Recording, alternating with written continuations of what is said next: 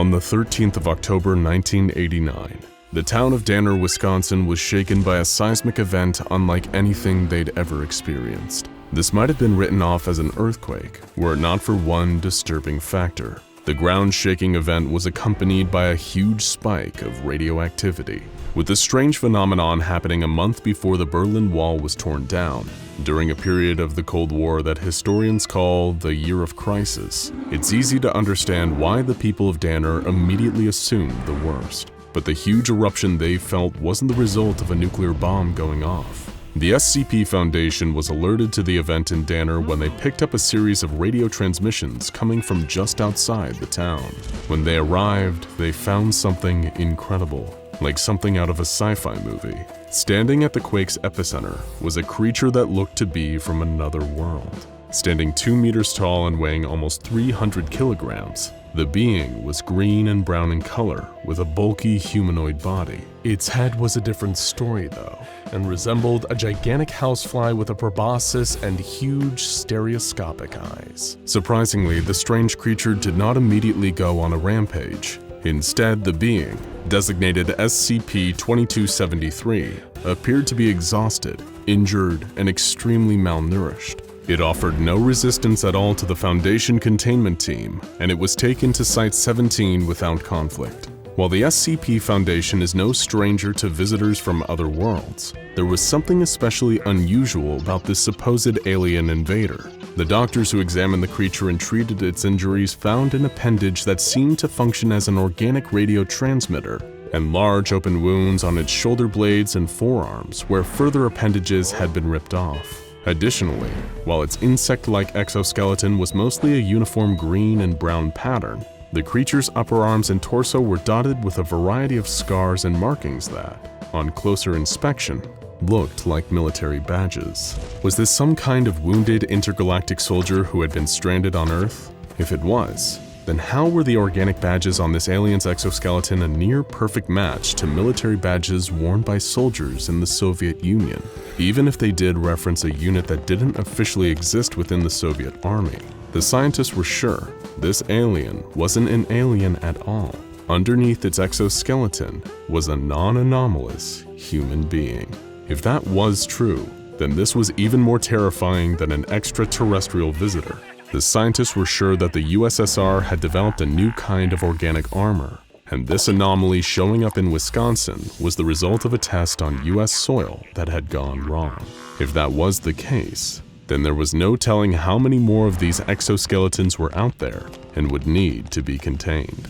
The Foundation had to act quickly and find out more. While SCP-2273 was recovering, they called in Dr. Friedrich, an on-site psychologist who could speak several languages including Russian. Dr. Friedrich would be tasked with interrogating the SCP on his origins and the nature of the suit. The interview was conducted via AM radio from a separate observation chamber, as the biological transmitter seemed to be SCP-2273's only method of communication. The interview began with Dr. Friedrich speaking to SCP-2273 in Russian, only for 2273 to respond that Dr. Friedrich's accent was atrocious and requesting he use German instead. SCP-2273, who, according to the organic military patches on his body, was named Major Alexei Belitrov, initially resisted being interviewed. He believed that he was a prisoner of war, being held by the American military. According to him, he had been in the middle of battle, and that the Americans had killed his men and left him for dead in the wilderness. Nothing that Dr. Friedrich told him, that there was no war or that the Foundation was not affiliated with the US government, could convince him otherwise, and he refused to talk further. Before a second interview was conducted, Belitrov was given an old copy of the Level 1 Researcher General Debrief as a way of helping him further understand the nature of the Foundation and his containment. Belitrov was more cooperative after that, though the realization that he would most likely be kept in containment for the rest of his life caused him great distress, and he was unwilling to speak to Dr. Friedrich for another 3 days. Dr. Friedrich didn't give up though, and when Belitrov finally opened up to the doctor, he began to tell him more and more. Belitrov told the doctor that when he was a child, Russia was hit by an American nuclear warhead, and that the Soviet Union immediately retaliated. The resulting nuclear conflict, which Belitrov called the War to End the World, caused massive devastation, and left most of the planet dangerously irradiated. That is why he had the exoskeleton. It was to shield him from the radiation and allow him to survive above ground. Unfortunately, Belitrov knew very little about how the suit was made or how it worked, saying that it was built by the engineers and that it grew naturally over a period of several years. But Belitrov hadn't made the decision himself. It was his parents who had volunteered him as a test subject for the exoskeleton suit program when he was still young, hoping it would give him a better chance at survival. The process of bonding the exoskeleton to the human body was extremely painful, but according to Belitrov, its advantages far outweighed the pain. The suit not only helped him survive in a nuclear wasteland, but made him a better soldier. The suit allowed him to lift and carry up to 1,200 kilograms, gave him stereoscopic vision, and the organic radio transmitter allowed him to communicate with other soldiers across long distances, as well as listen in on encrypted enemy transmissions. The wounds on his shoulders and arms, where it looked like appendages had been ripped out, were where his weapons and supply packs had previously been mounted. Belitrov had been stationed with his men in the area he was discovered when they were attacked by American soldiers. The soldiers had ripped off Belitrov's weapons and supply pack, and did the same to all his men as well. They were all shocked, with Belitrov being spared for the moment only because the Americans had identified him as the commanding officer. Suddenly, there was a bright flash of light, and the American soldiers vanished. Not only that, but the landscape changed. Where there had been a post-nuclear wasteland before, now there were lush green trees. Injured and disoriented, Belitrov began sending distress signals, only to have those signals intercepted by the SCP Foundation. The most interesting part of Belitrov's story, as far as the Foundation was concerned, came during his fourth interview, when Dr. Friedrich asked him about the engineers who had designed the exoskeleton suit. In Belitrov's own words, "They weren't truly known to man until the years of the Great War and the Revolution. The French found them in buried cities where the Western Allies were digging their trenches. Eventually, they were made to build weapons for the war by both sides." By his description, these engineers didn't sound human, but they were by no means unknown to the SCP Foundation. Belitrov described the engineers as humanoid, nocturnal, covered in fur, and possessing technology and intelligence far beyond that of any human. Those familiar with the Foundation's history might already know the engineers by their Foundation designation of SCP-1000, or their more commonly known name, Bigfoot. A quick rundown. SCP-1000 are a species of intelligent humanoid primates that lived alongside humanity in highly advanced cities until their own technology was turned against them. Not only were their cities wiped off the face of the earth, but 70% of their population was slaughtered, and the survivors were driven mad to the point that their mental faculties were no higher than those of a chimpanzee or gorilla. The SCP Foundation is tasked with keeping them away from human contact, in fear of what the creatures would be able to do to humanity if they ever regained their memories and full mental function, and rumors have been spread about them possessing deadly anomalous properties. But evidently, the destruction of the SCP-1000 species never occurred in Belitrov's universe, or if it did, it wasn't nearly as complete. In that timeline, humanity regained contact with SCP-1000 after discovering their underground cities sometime during World War I. After this discovery, both Allied and Axis powers began recruiting them to build weapons, and their weapons played a role in both the Russian Revolution and the Second World War. It was because of these technological advantages that the Cold War escalated into what would become the war to end all wars. Both sides were armed with not only nuclear warheads, but highly advanced radiation-proof exoskeleton armor that allowed the conflict to continue even after the total destruction of the planet. While the humans fought above ground, life continued as normal for SCP-1000 in their underground cities. As Belitrov noted, they never wore the armor themselves, as they had no need to venture above ground. "Only soldiers wear armor, and this is not their war." Belitrov continued to adjust to life in containment and sitting for regular interviews with Dr. Friedrich. He was given the rations provided for humanoid anomalies, but in much larger quantities, as the suit required him to eat around 8,000 calories a day to keep it functioning. Belitrov also began taking advantage of his ability to access the Foundation's library.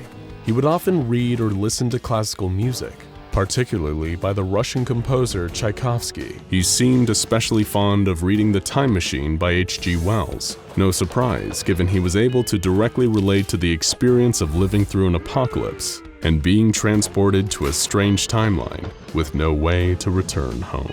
But with little else to occupy his time, Belitrov began to display symptoms consistent with post-traumatic stress disorder, reporting in his now regular interviews with Dr. Friedrich that he was constantly reliving memories of the battles he'd fought and the lives he had taken in combat. The suit was making the problems worse too, it seemed. It was as if he could never forget, as one of its features was an ability to store and replay memories. This feature was intended as a strategic aid that would allow commanding officers to more effectively gather and process information about their surroundings. But outside of combat, this only served to force Belitrov into reliving his most painful memories again and again. Every night as he tried to sleep, he would see the faces of his men, their weapons torn from their exoskeletons, laying in the dirt after being gunned down by the enemy. Like many veterans, Belitrov was being hit all at once with the harsh realities of war. Now that his brain wasn't solely focused on keeping him alive, it had time to process all the horrors he'd experienced. He told Dr. Friedrich, "I trained alongside these men for years before they put us back on the surface. Since we were all young children, we were brothers, and I gave them the order to surrender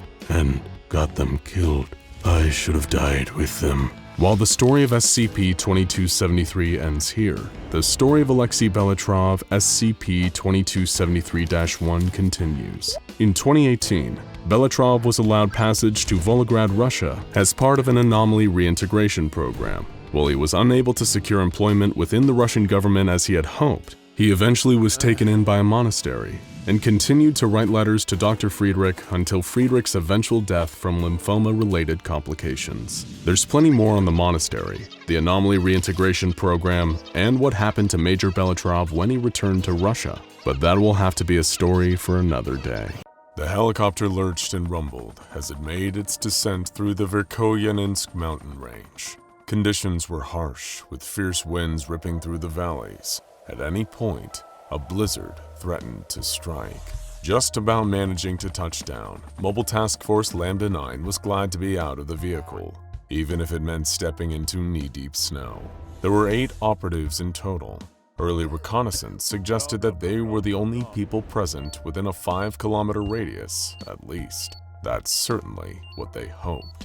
L9 operatives 1 through 6 all made their way up through the mountain pass, leaving 7 and 8 guarding the chopper. This was a simple reconnaissance mission. They would need to search the bunker for any signs of life, gather intel, and get out, hopefully before the snowstorm hit. All 8 of them were kitted out with the Foundation's Keter-grade cutting-edge anti-psionic plating. The operatives had all been chosen carefully, with L9-1 the leader, being an experienced soldier, serving 11 years in the unit. He had capable psionic powers himself, and approached L9-2, who showed some of the same gifts. All of a sudden, as the group rounded the final pass and caught sight of the facility, both 1 and 2 experienced severe migraines. Battered by the Russian wind, they had no choice but to get to the bunker as fast as possible. It looked relatively unassuming, a small concrete slab sitting amongst the mountains. The 6 of them gathered around on either side of the doors as Number 3 forced his way inside. Following standard breaching maneuvers, the rest of the team followed suit, charging in through the open doorway and immediately tipping forward into an abyss. They all landed hard side by side on the slope, some of them rolling down, clattering against each other, and eventually skidding to a stop. Very gingerly, the group started to get back to their feet and catch their breath, as the wind had been knocked out of all of them. They weren't in a research facility at all. The Soviet concrete walls they'd been expecting, the old computers and the lab equipment were all missing. Instead, they were standing in a void, infinite and white, with no seeming end in any direction. Beneath their feet and curling up above them was an enormous double helix, a rainbow of colors weaving in and out of one another. It was like they had found themselves standing on an enormous strand of DNA. Floating all around them were glowing orbs of light. None of them could tell how near or far these orbs were. They could have been close enough to reach out and touch, or they could have been on the other side of the universe. and slowly, one by one, they noticed the doorway that they had come in through. It was perpendicular to the double helix and floating about 3 meters above their heads. Through it, they could see the snowy Russian mountains, their only chance of escape. 4 murmured something about needing to leave. 1 argued back at him. They had no idea whether that door was real or an illusion. They had no idea if they would even be able to pass through it. Besides, it was 3 meters above their heads and floating out over the void. It was risky. But 4 didn't care much about receiving permission. Taking a few steps back further down the double helix to get a good run-up, he braced himself and sprinted as fast as he could before jumping and reaching for the open doorway. It was as if gravity was suddenly much stronger. As soon as he stepped off the double helix, 4 was wrenched downwards, tumbling and spinning, accelerating faster and faster. He let out a petrified scream that sent the other operatives cowering. There was no bottom, at least not as far as they could see or hear. 4's body just got smaller and smaller, and his screams quieter and quieter for several minutes until the agents couldn't hear him anymore. And yet inside the heads of 1 and 2, the psionic members of the group, that screaming sound only seemed to grow louder. December 25th, 1962. A man walked briskly through the West Berlin train station. He'd shaved his head the night before and trimmed his beard down to a thick mustache. Dark sunglasses covered his eyes and a fedora was tipped forward. He hoped that his limp was convincing as he shuffled his way through the crowds. One advantage of wearing dark sunglasses in the middle of winter was that he could constantly scan the faces of those around him, looking for anybody who looked Russian. His train had been delayed. An hour outside of Berlin, the train had ground to a halt. German police officers had walked the length of the carriages, checking everyone's tickets and passports. It felt like an eternity. The man was too old by this point to attempt to run away. Besides, running through rural Germany in the snow didn't sound like the best plan. So he stuck to his cover story and hoped against hope that the fake passport he bought would be convincing enough. Fortunately for him, the officer checked it. He looked to be about 18 years old. The man doubted that the boy would know a Russian passport if it was signed by Nikita Khrushchev himself. But shuffling through the station, his feeling of unease grew. Russian deserters had been poisoned all around him for the prior 15 years. A number of his own colleagues had mysteriously gone missing after feeling disenfranchised by the Soviet agenda. He was such a high-profile target that there was no way the KGB wasn't actively hunting him down at that very moment. He clutched the briefcase tightly and made his way out of the station. His plan had been to call a taxi, but now the prospect of being alone in an anonymous vehicle with only one other person terrified him. His best protection would be to stay out in the open as much as possible. He would walk to the British embassy, or rather, he'd pretend to limp there. Lambda 9 operatives number 7 and 8 stood by the helicopter shivering. Their team had been missing for hours now, and they could see the blizzard slowly covering the mountain range like a blanket. Before long, it would reach them. If their helicopter got buried by anything more than a couple of inches, all hopes of evacuating back to base would be dashed. As soon as their team had gone through the doors into the facility, all radio contact with them had been cut off. The Foundation had suspected that the bunker would be heavily insulated, but if that were the case, surely one of them would have stepped outside to resume radio contact and report what they had found so far. Then, all of a sudden, 7 went limp. He remained standing, but his head and shoulders slumped forward as if he'd fallen asleep. Perhaps he had been standing out here for too long. 8 was about to rouse him when suddenly 7 started talking. "Hello? 8, can you hear me? It's 1, are you there?" The conversation moved quickly. Somehow 1 had been able to reach out to 7's mind and temporarily take control in order to use him as a mouthpiece to communicate with the Foundation over the radio. This kind of contact would normally have been well beyond what 1 would have been capable of, but he explained that as soon as they had entered the facility, both he and 2 had felt their powers growing immeasurably. The Foundation asked for a situation report, and 1 updated them about what had happened to 4. Trying to escape through the door, he jumped and fell through the abyss. But what was more sickening was that they had seen 4 again. All of a sudden, they had started to hear his screams physically, not psionically, and he had fallen past them just off to their right, almost within touching distance. Having decided that it was too risky to attempt an escape as 4 had done, the group of them made the decision to travel further down into the facility, descending along the helix. For the next 3 hours, 7 is unresponsive. He stands there limp in the snow, hunched forward and not speaking, despite 8 and the Foundation's best attempts to wake him. "Command, we found something. The helix branches off a bit. There's a doorway there. I can see inside. It looks like a lab of some kind. We can walk to it. Hopefully it's a way out." Command sent authorization for them to proceed, and so they did. One reported that it appeared that they were back in the real world. The abstract shapes and colors, the infinite void was gone. They were in a Soviet research lab. There was medical equipment everywhere, syringes and jars full of, well, maybe it's best not to know what was in them. As Lambda 9 walked through the facility, checking every corner before rounding out, they felt a profound sense of unease. Surely enough, that feeling was warranted. Rounding the corner, one found some human remains. The man appeared to have been a researcher at one point. His brains were now stretched out and stuck to the walls like silly putty. What the hell happened here? Safely on British soil, the man who had defected from the Soviet Union sat in the interview room, chewing his bottom lip. He had spent so much time focusing on how he would escape with his life that he hadn't spared much thought for what he would say once he was on the other side.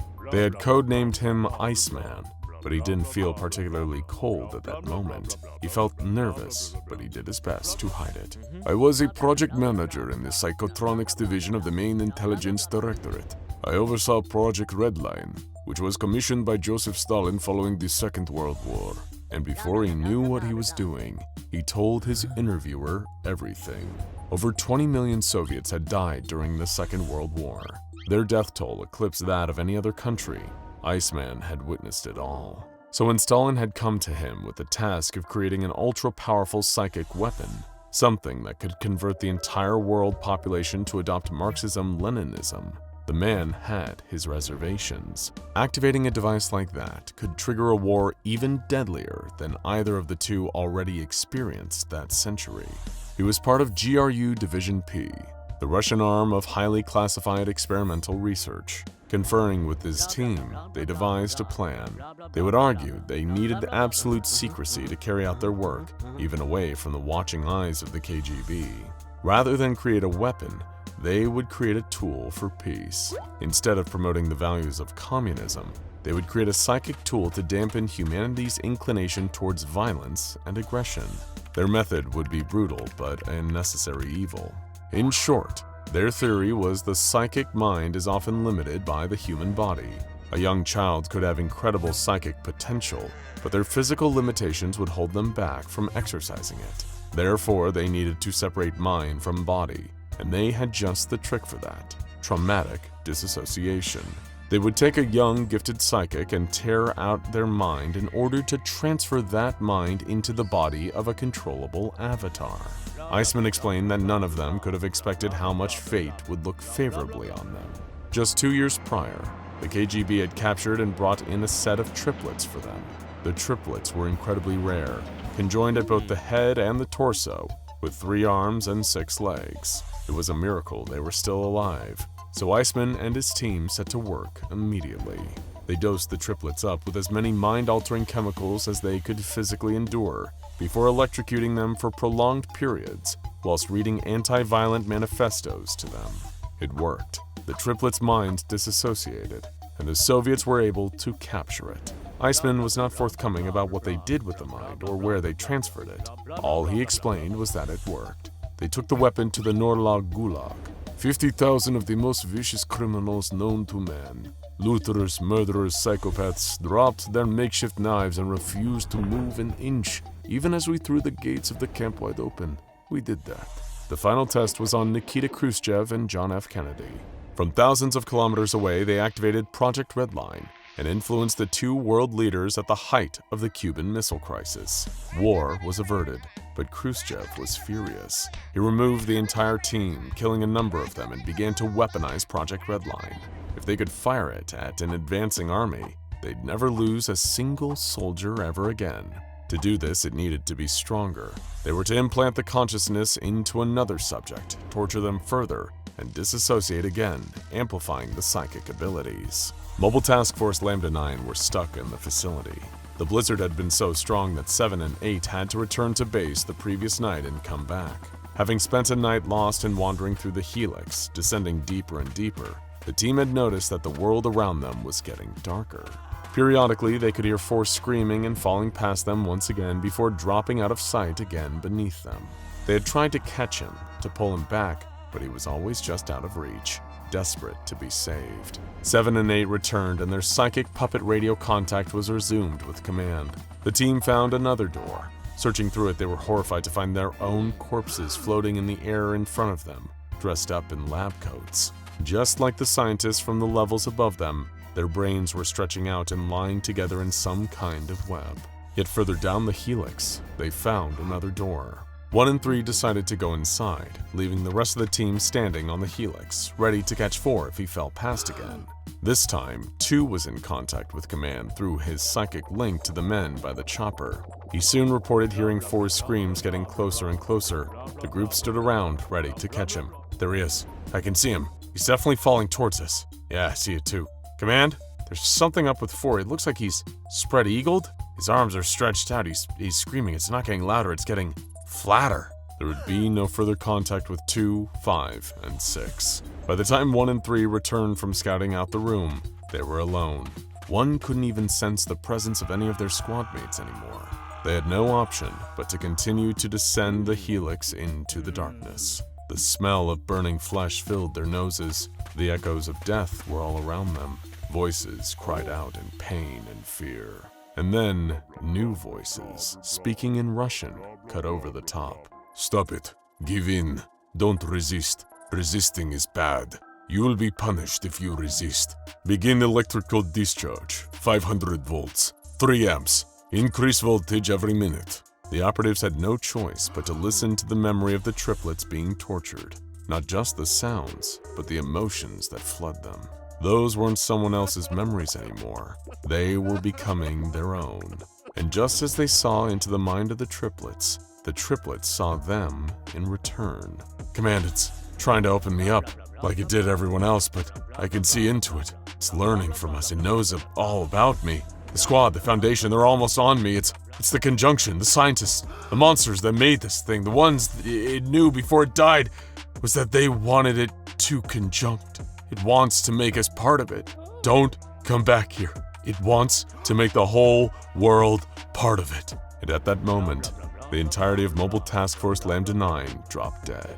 In that same moment, a multicolored sphere of energy 5 kilometers wide appeared over the facility, dwarfing the mountains around it, designated SCP-2664-A. For years, the Foundation dropped psionically dampening materials and psionically stumped D-Class personnel into the sphere in hopes of slowing its growth. No other containment measures could be acted upon. That was until 1300 hours on the 25th of December 2000, Christmas Day. SCP-2664-A suddenly fluctuated, releasing an enormous amount of psionic energy that resulted in the brain death of all humans within a 200-kilometer radius. The following day, at 1700 hours, a global occult coalition satellite launched a spherical payload right into the heart of SCP-2664-A.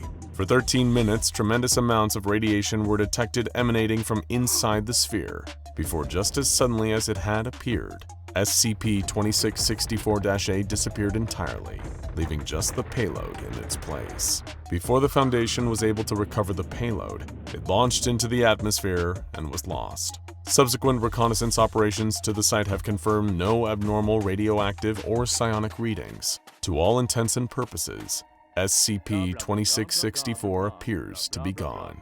As such, the file has been marked as neutralized. Long may it stay that way.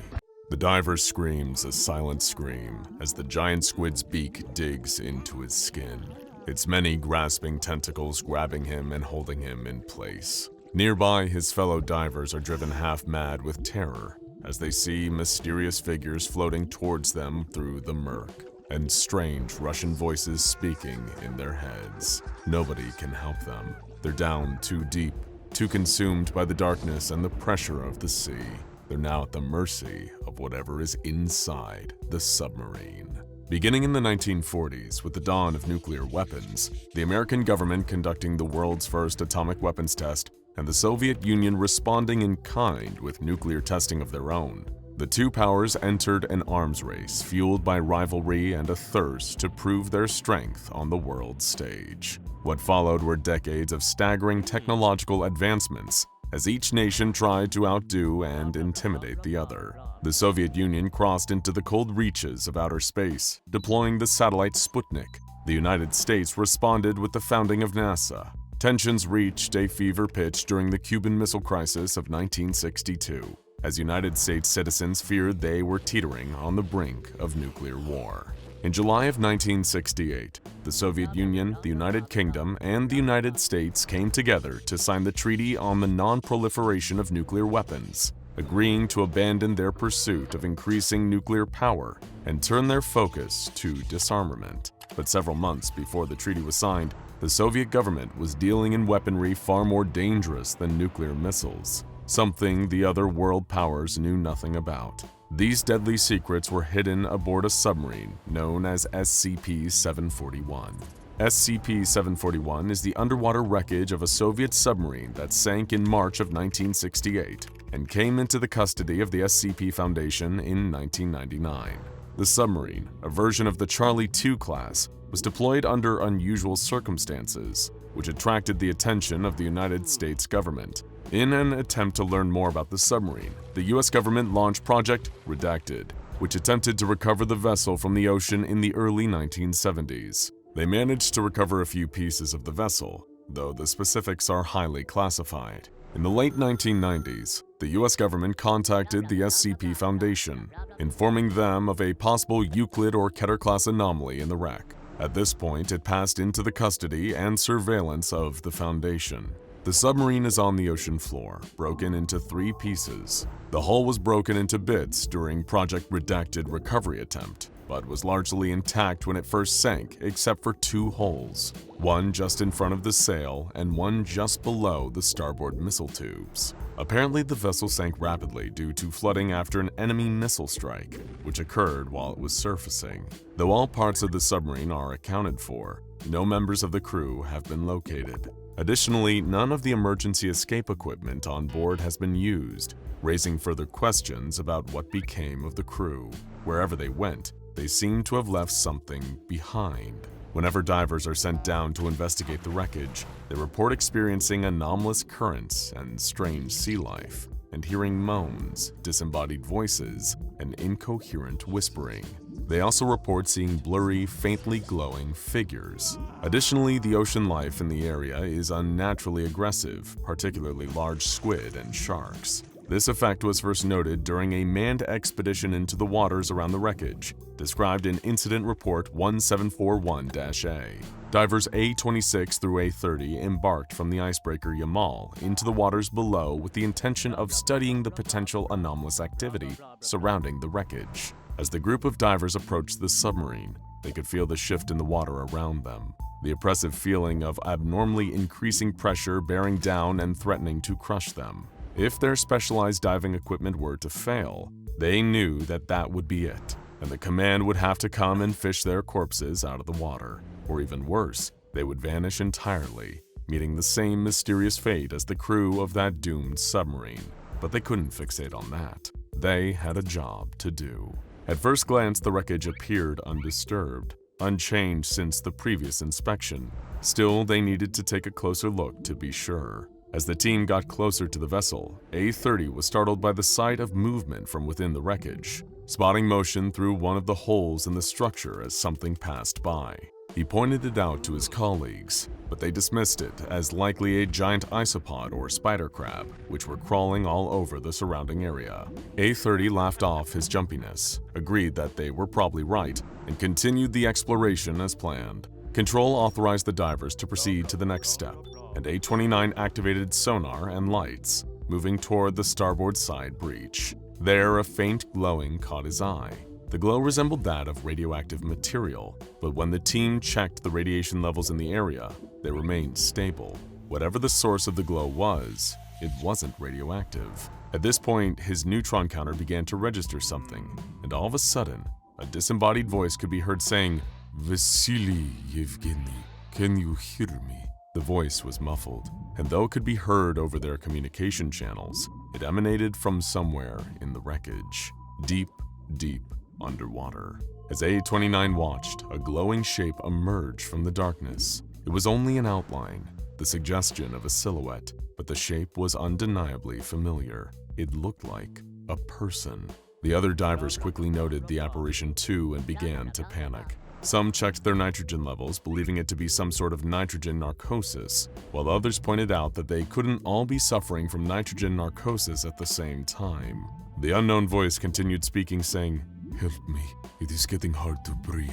The divers debated what to do next, questioning whether what they were seeing was even real, when all at once, the humanoid figure vanished from sight. The divers attempted to shake off the startling encounter, and they resumed their duties, the investigation proceeding as normal. After a few moments of uneventful work, another interruption presented itself in the form of a 5-meter-long squid swimming around the wreckage. Its presence startled the divers at first, particularly those closest to the animal, but the others encouraged them to ignore it, citing the fact that there are no records of these squid attacking humans. So they did, continuing their work as the squids circled them with apparent curiosity. A-27 spotted an unusual shell below the wreckage, notably large and difficult to identify, and Control requested that they bring it up to the surface for further inspection by a marine biologist. The diver began attaching haul cables to the shell as the squid crept closer and closer. All of a sudden, A-26 screamed, and there was a sudden bloom of blood in the water.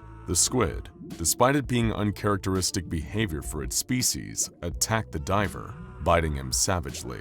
Prompted by cries for help from the diving team, Control began to reel A-26 back towards the surface, proceeding slowly to give him decompression time, and the squid took advantage of the slow retreat. It chased after the diver, grabbing hold of him and biting down again, tearing away at him as it gripped him in its tentacles. Still, Control continued reeling him in, hoping to free him from the squid's grasp as they yanked him to the surface. The other divers were ordered to get themselves out of there as fast as possible, an order they gladly obeyed.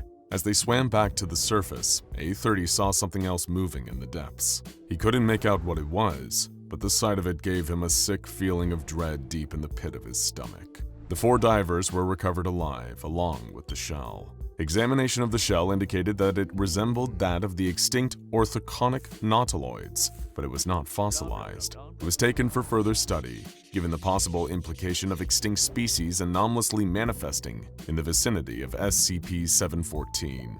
Diver A-26 lost a limb and was exposed to an unknown venom via bites from the attacking squid. His camera was destroyed in the process. As squid are not known to attack humans unprovoked, this behavior has been attributed to the influence of SCP-741, though the exact link between the two is yet to be determined. An anomalous pressure gradient surrounds the wreck with a radius of approximately 250 meters, starting around the center of the submarine. The pressure in this area is much greater than it should be, given the depth of the waters there.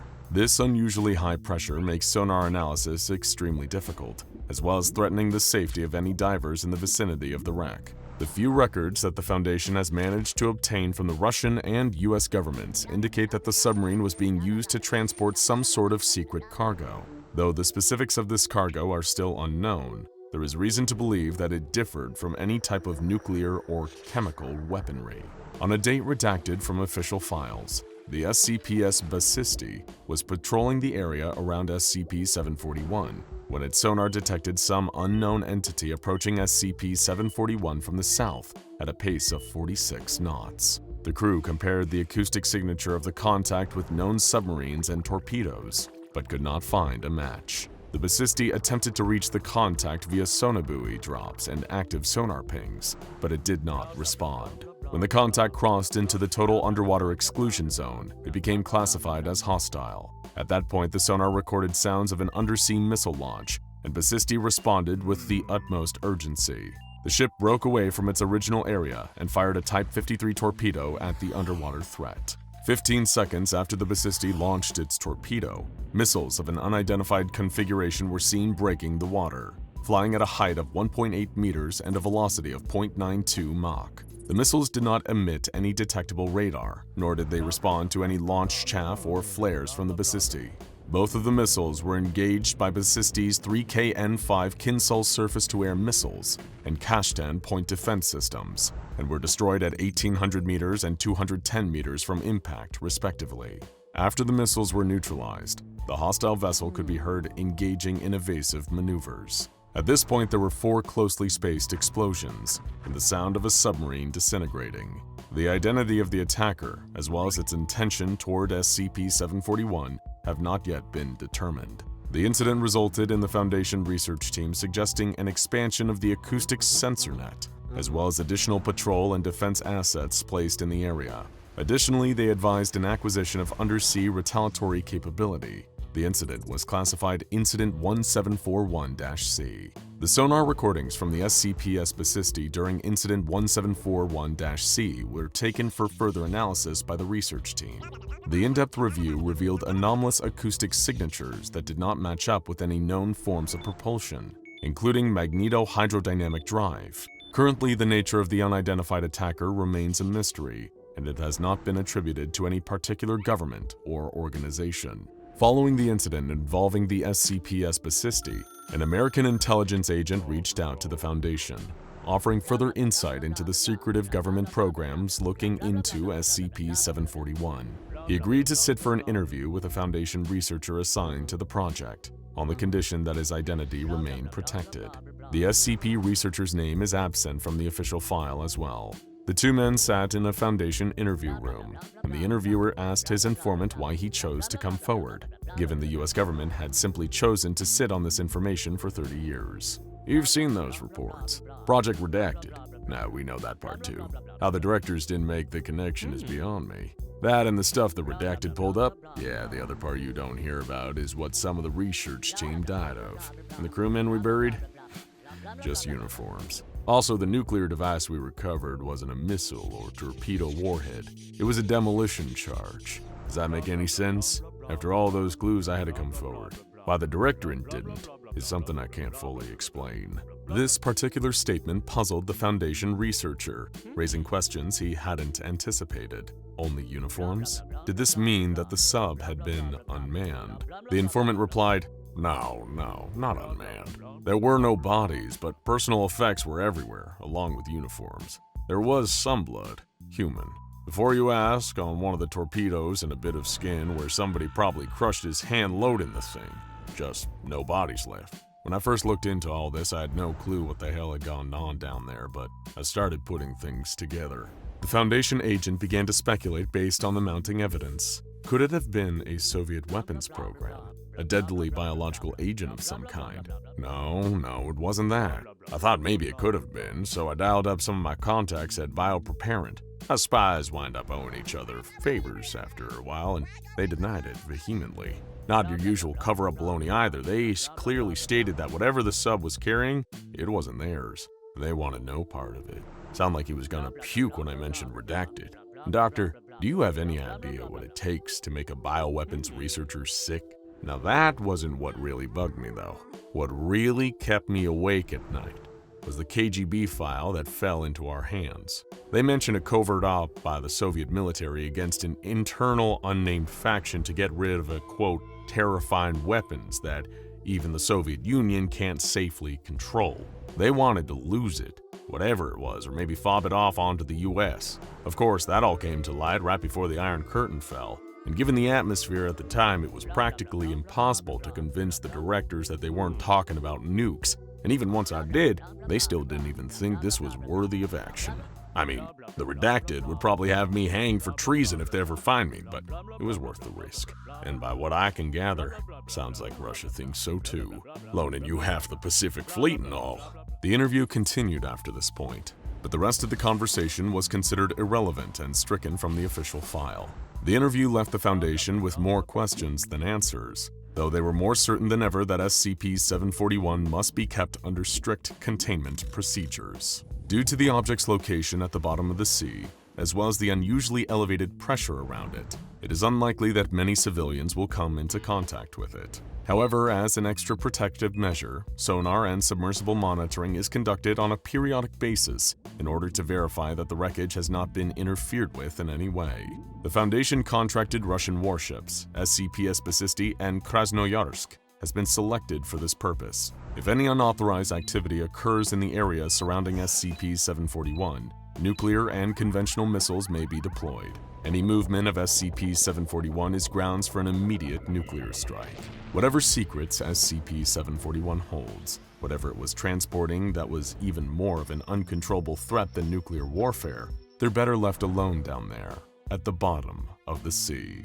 You're a new SCP Foundation researcher on tour of Site-17, familiarizing yourself with the location and its many anomalous inhabitants. It's the second largest Foundation containment site out there, and it's also the kind of job that most junior researchers dream of. Low-risk humanoid containment, baby. Most of the inhabitants in your sector are cordial, willing to comply with orders from staff, and seem, for all intents and purposes, pretty much human. You pass from door to door, looking through the viewing hatch of each one. You can't believe what you're seeing. It's a wonderful who's who of anomalous humanoids. You see the wise, bearded face of SCP-343, known to some as God. You see the blue eyes and shining blonde hair of Iris, SCP-105 looking wistfully into a Polaroid picture. You see the tanned, melancholic face of Kane, SCP-073, as he stares off into the middle distance. Face after face after face passes. You can see yourself getting more familiar with each one.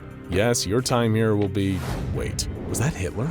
You stop and walk back to the door you just passed, where you can't help but stop and stare in disbelief. Yes, it's him. It's gotta be him. You recognize the unpleasant sneer, the hideous comb-over, the silly little toothbrush mustache. The SCP Foundation seems to have Adolf Hitler, the former leader of the Third Reich in World War II, in active containment, and his designation is SCP-2430.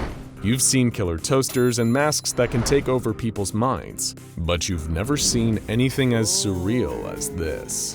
You immediately run to your superior and ask how and why Hitler is in one of the Site-17 humanoid containment cells. Buckle in, because we can guarantee it's one of the most insane stories you've ever heard. It's late April, 1945, and the Soviets are rampaging through Nazi Germany, destroying everything in their path. The German forces have been nearly obliterated, and Hitler and the rest of his Reich Chancellery have retreated to a secure bunker beneath Berlin. There on April 30th, 10 days after his 56th birthday, Hitler died. This was truly unfortunate for the Soviets, as they wished to have had the chance to kill him themselves. 2 days later, Soviet forces stormed the Führer bunker. It was little more than a formality at that point, as the news of Hitler's death had already gone public. By the time they arrived, all that was left of Hitler was a pile of mostly burned remains. A fitting end for someone who had caused the same cruel fate for so many others. They collected what was left of Hitler's body and brought it back to the fatherland, a kind of trophy for their nation. But Hitler dying before Joseph Stalin could get his hands on him was not what Stalin wanted. Hitler had not only caused the deaths of millions of Russians, he had personally betrayed Stalin's trust. And when you betray Stalin, bad things happen to you.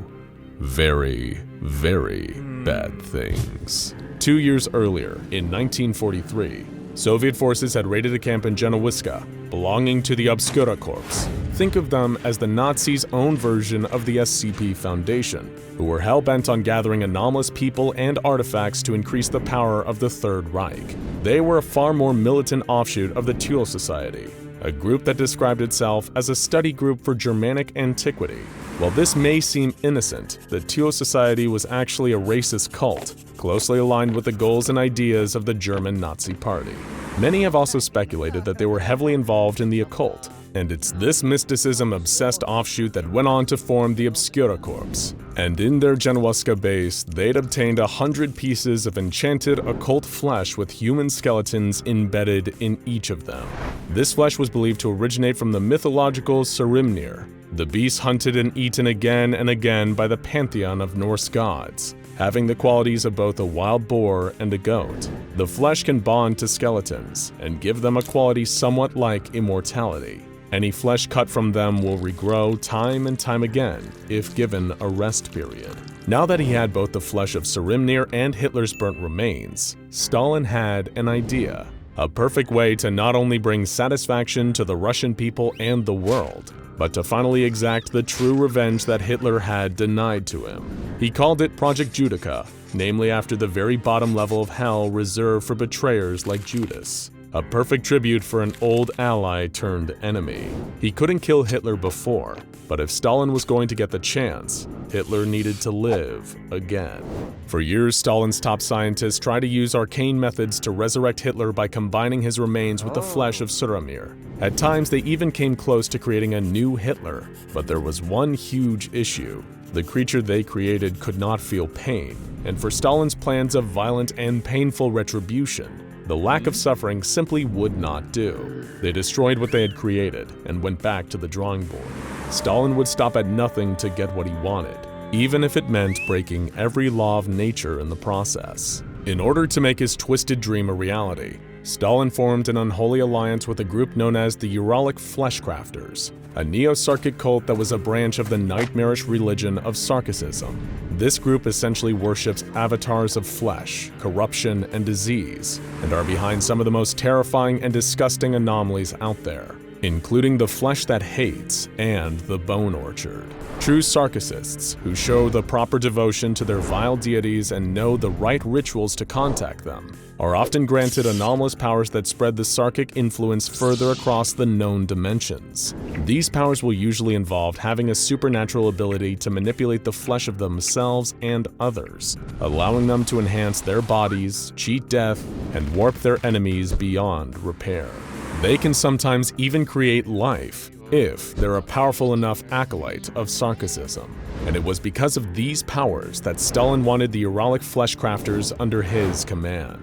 In exchange for their participation, he would give them a vast quantity of the flesh of Sarimnir, which they could use for their own sinister Sarkic purposes. A deal was struck, and the true work of resurrecting Hitler began. Stalin was very specific in his requirements. He gave the Uralic Fleshcrafters extra bones to compensate for what had gone missing from Hitler's burnt remains. He also gave them samples of the flesh of Sarimnir to achieve the desired effects of a near-immortal tolerance for damage. However, Stalin demanded that he heighten this new Hitler's capacity to experience pain, so that every suffering inflicted on him would be 3 times worse than anyone else. And true to their word, the Fleshcrafters got to work and began creating just such a creature. By now it was the early 1950s, and Stalin was putting the pieces in place for his grand revenge.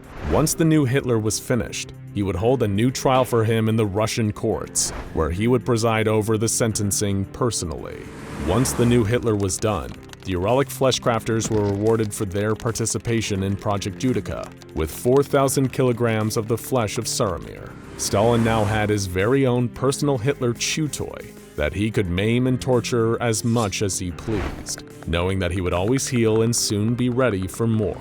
In their infinite generosity, the Fleshcrafters even taught Stalin a new method of torment for his old enemy, a process known as the Rite of Nyos. It's a torture that's been described by many as being like the Chinese Ling Chi, also known as the lingering death, or slow slicing, but it is probably best known as the death by 1,000 cuts. The Soviets and the Sarkics parted ways. For the next few years, Stalin took a great deal of pleasure in visiting Hitler's cage now and then to torture him, until Stalin himself eventually passed away from natural causes. The GRUP division, which is essentially the Soviet answer to the SCP Foundation, decided it would be best to do away with the immortal Hitler clone after Stalin's death.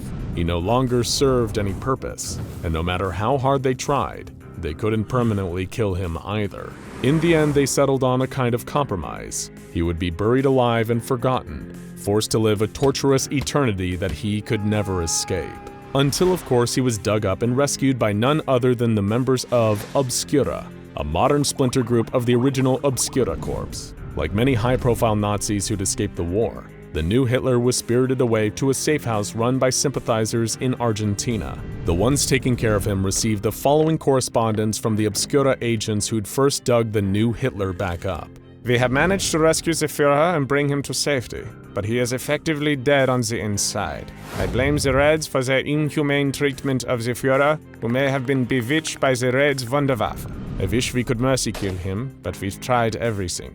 He just won't perish. Don't abandon him. He's too distinct in plain sight. They didn't have the new Hitler for long, though. In 1960, efforts to hunt down the remaining Nazi fugitives increased in intensity. The new Hitler was soon captured by Mossad agents searching for Nazis in Buenos Aires, and then remanded to the containment of the SCP Foundation when they realized that he had a number of anomalous properties, such as his incredible regenerative abilities, as well as the fact that his DNA seems to be based on that of a wild boar and a goat rather than a human. However, X-rays conducted by the Foundation have discovered traces of cyanide still in his system, as well as traces of lead in his skull where the bone has regrown over the bullet. In other words, it was unquestionably the real Hitler, and he was now in Foundation custody forevermore. It's such a wild story even by Foundation standards that you can barely summon the words to respond once your supervisor is finished. He just stands there with a slight smile, basking in your amazement. Before you can even ask again, he confirms the facts one more time. Yes, it is the real Hitler. The only functional difference is that he can't die and he has a heightened sense of pain compared to most people. You think on what you've been told for just a moment, and then you have only one question. Are we allowed to punch him? Your supervisor smiles and says, "Of course, we all do." Cast your mind back to the height of the Cold War. The ever-accelerating nuclear arms race brought us closer than ever before to making the nightmare of nuclear Armageddon a terrifying reality.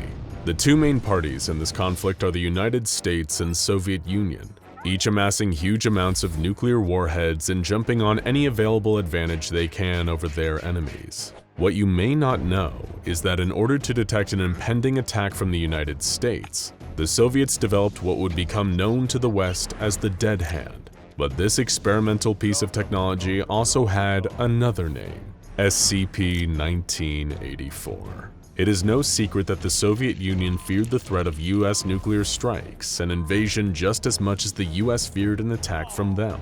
So SCP-1984 was created to act as a deterrent mechanism, specifically against secure second strikes. Secure second strikes were both a deterrent and overwhelming concern during the Cold War, referring to a country's ability after suffering an initial nuclear attack to still retaliate, firing on their enemy and causing untold damage with their own arsenal of nuclear weapons. The Soviet Union knew that any action they made that could be perceived as an attack on United States soil would be threatened with nuclear retaliation, and that if they fired first, America would return fire and potentially annihilate them with a second strike. SCP-1984 was to be an automated system that would activate in response to the destruction of the Soviets' main command and control structure.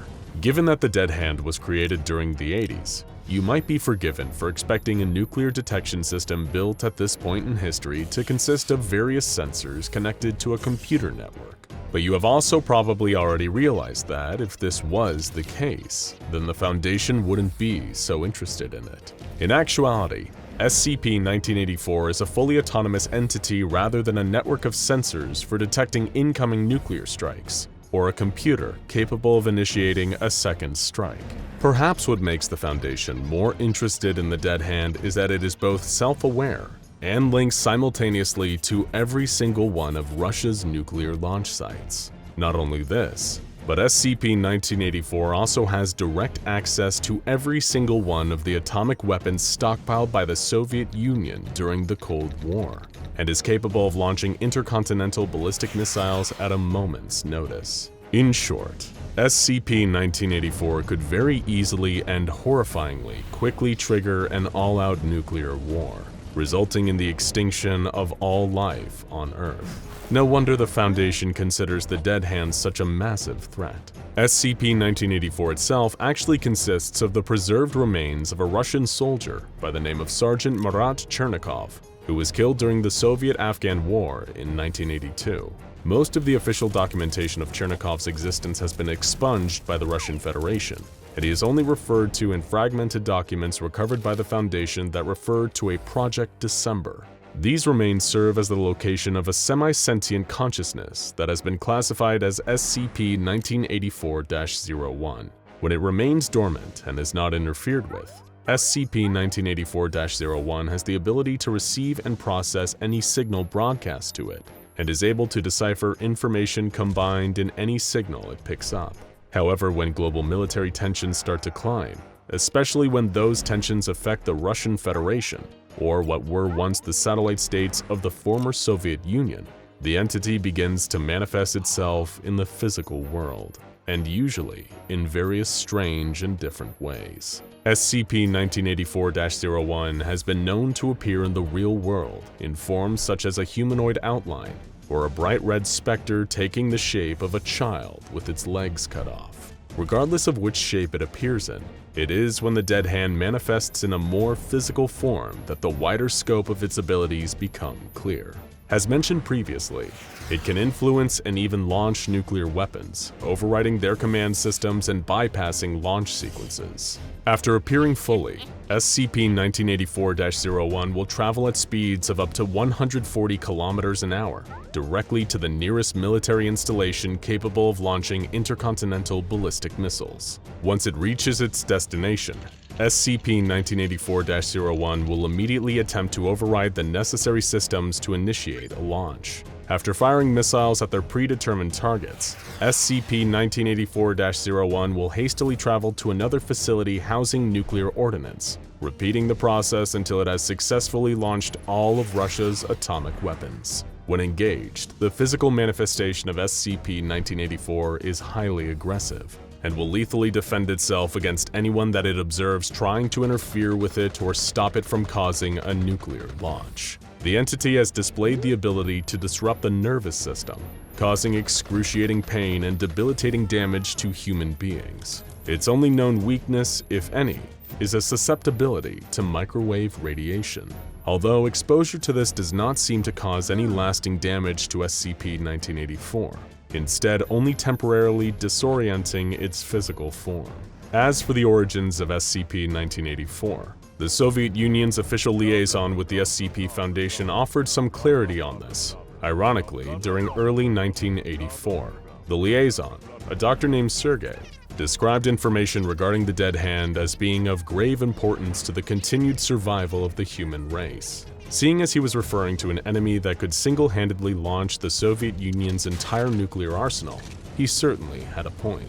A top-secret conference was held in Sarajevo between the Foundation's O5 Council and officials from both the USSR and the United States, using the 1984 Winter Olympics as cover, avoiding too many questions about several nations' high-ranking state officials being in the same place at once. The O5 Council was then given full, in-depth information about the dead hand, something they had previously assumed was a more conventional form of nuclear deterrence. SCP-1984 was far more, and worse, far out of the control of the Russian government. It was revealed that the entity had been designated outside the original specifications given to those who developed it. Initially, the Soviets had intended for the dead hand to be solely used as a secure second strike response. If the leaders of the Soviet Union were killed, SCP-1984 would react in kind to Russia's enemies, launching back all of the USSR's nuclear missiles in retaliation. This is more likely where the Dead Hand nickname comes from, hearkening to the idea of a dead man's switch. Picture that you had been mortally wounded by your worst enemy, shot in the stomach and laying on the ground, rapidly bleeding out. You know that there is no chance you will survive, but you cannot afford to let your enemy get away. What they don't know is that you rigged the entire building around you both with explosives. With your dying breath, you activate the detonator, assuring your own and your enemy's mutual destruction. Kaboom. Then curtains for both of you.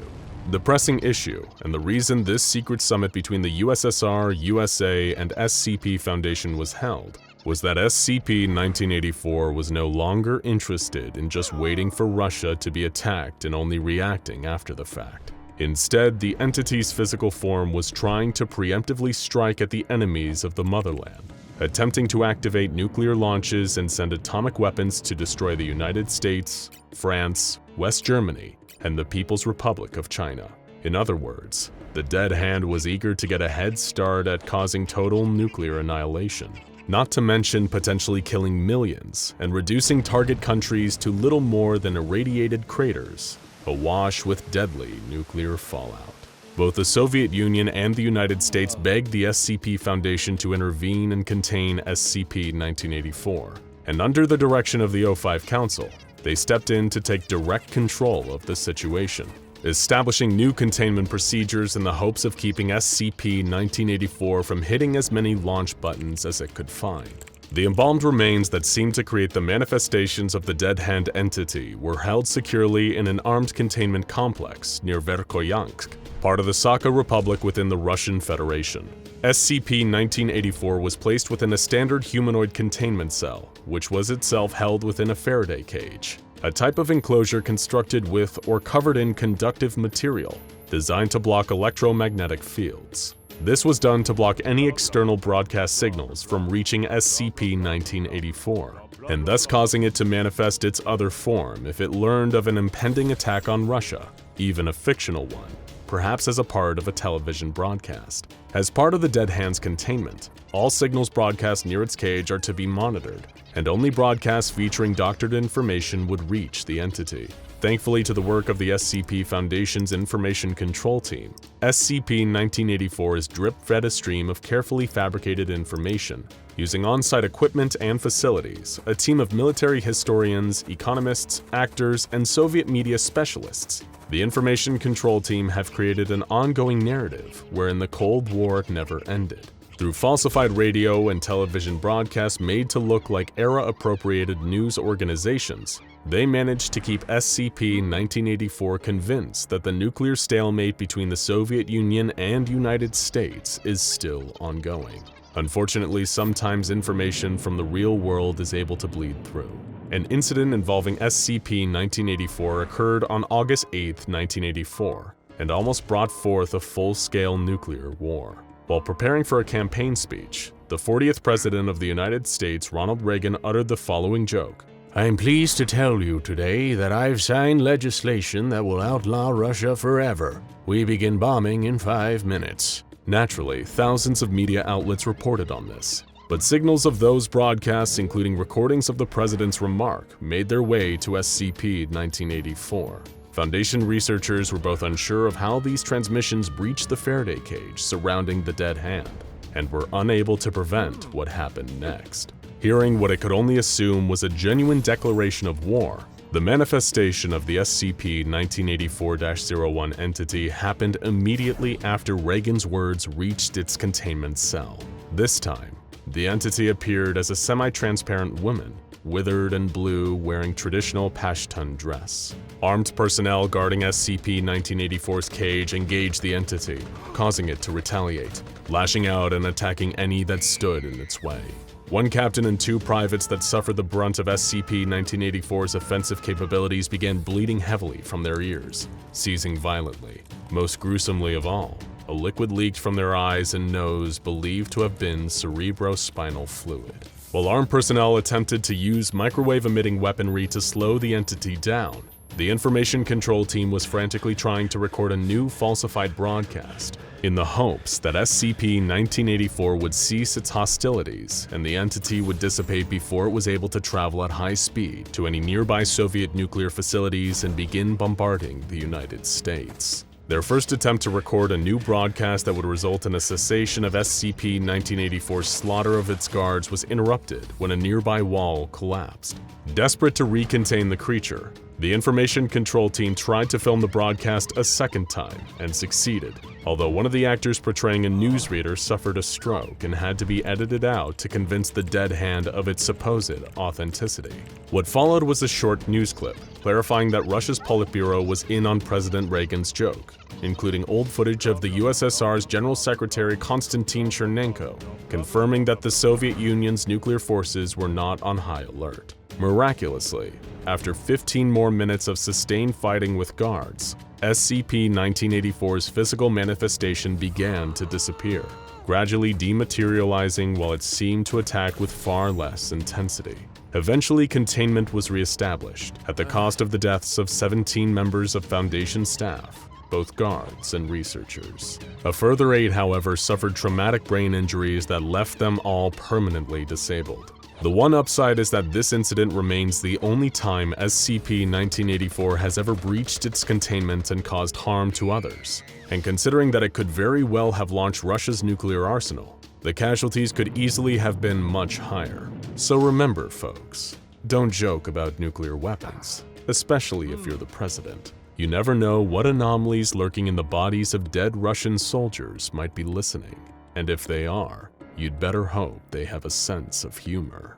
Some say that SCP-2102 was a mistake, an abomination created by an accident of medical science. Maybe those people are right. Maybe there's much more to it than that. Either way, they don't know the full story. How could they? They weren't there. They weren't there all the way back in 1972. But Dr. Pavel Zukal was. The earliest moments, the events that directly preceded SCP-2102's creation began on March 2nd. The wind was carrying an unforgiving, freezing bite with it as Zukal made his way to the Institute of Experimental Medicine, ZISAV, in Czechoslovakia. With the Cold War between the USSR and the United States underway, there was already an air of secrecy on both sides. Espionage and intelligence-gathering operations were rampant, bringing with them paranoia and distrust. There was no way of knowing if someone was a double agent, leaking information to the West. But while the governments of Russia, America, and their various respective allies and enemies scrambled for control and amassed obscene quantities of nuclear arms in secret, there were even more cogs turning, hidden in the deepest, darkest shadows. The SCP Foundation's long-standing rivalry with various other groups of interest was well known among any with a high enough security clearance. Most of these groups were radicals or outliers, despite possessing knowledge of anomalies or even being directly linked to them. A lot of GOIs were independent of any world government. But for decades, the Foundation had been aware of a directly competing establishment, effectively a parallel of their own organization on the other side of the globe. They were known as GRU Division P, a USSR equivalent of the SCP Foundation themselves. It is unclear based on what was recovered from Dr. Zukal's personal diary if he had been directly scouted by GRU Division P for their project in Czechoslovakia. Given the air of secrecy engulfing the USSR at the time, it is possible that Pavel himself had no inclination that Division P was even involved in the project, due to take place at the Institute of Experimental Medicine. He might have suspected, but with no way of knowing for sure. Similarly, there was no way Zukal could have known where the project would lead, what he would have a hand in creating. The initial few weeks after his arrival at the Institute were rocky, to say the least. Zukal, along with a team of scientists and technicians working on orders direct from Moscow, had to contend with unreliable equipment and difficulty getting electricity to power the project. Eventually, after clearing those initial hurdles, testing could begin. But what was the goal of this mysterious project? Well, through Zukal, GRU Division P and the Kremlin were chasing something the scientific world has been trying to accomplish for decades. Something that could change the very landscape of not only the Cold War, but the entirety of modern medicine, the secrets of cellular regeneration. Unlocking that would, in theory, enable them to create the world's very first unkillable super soldier.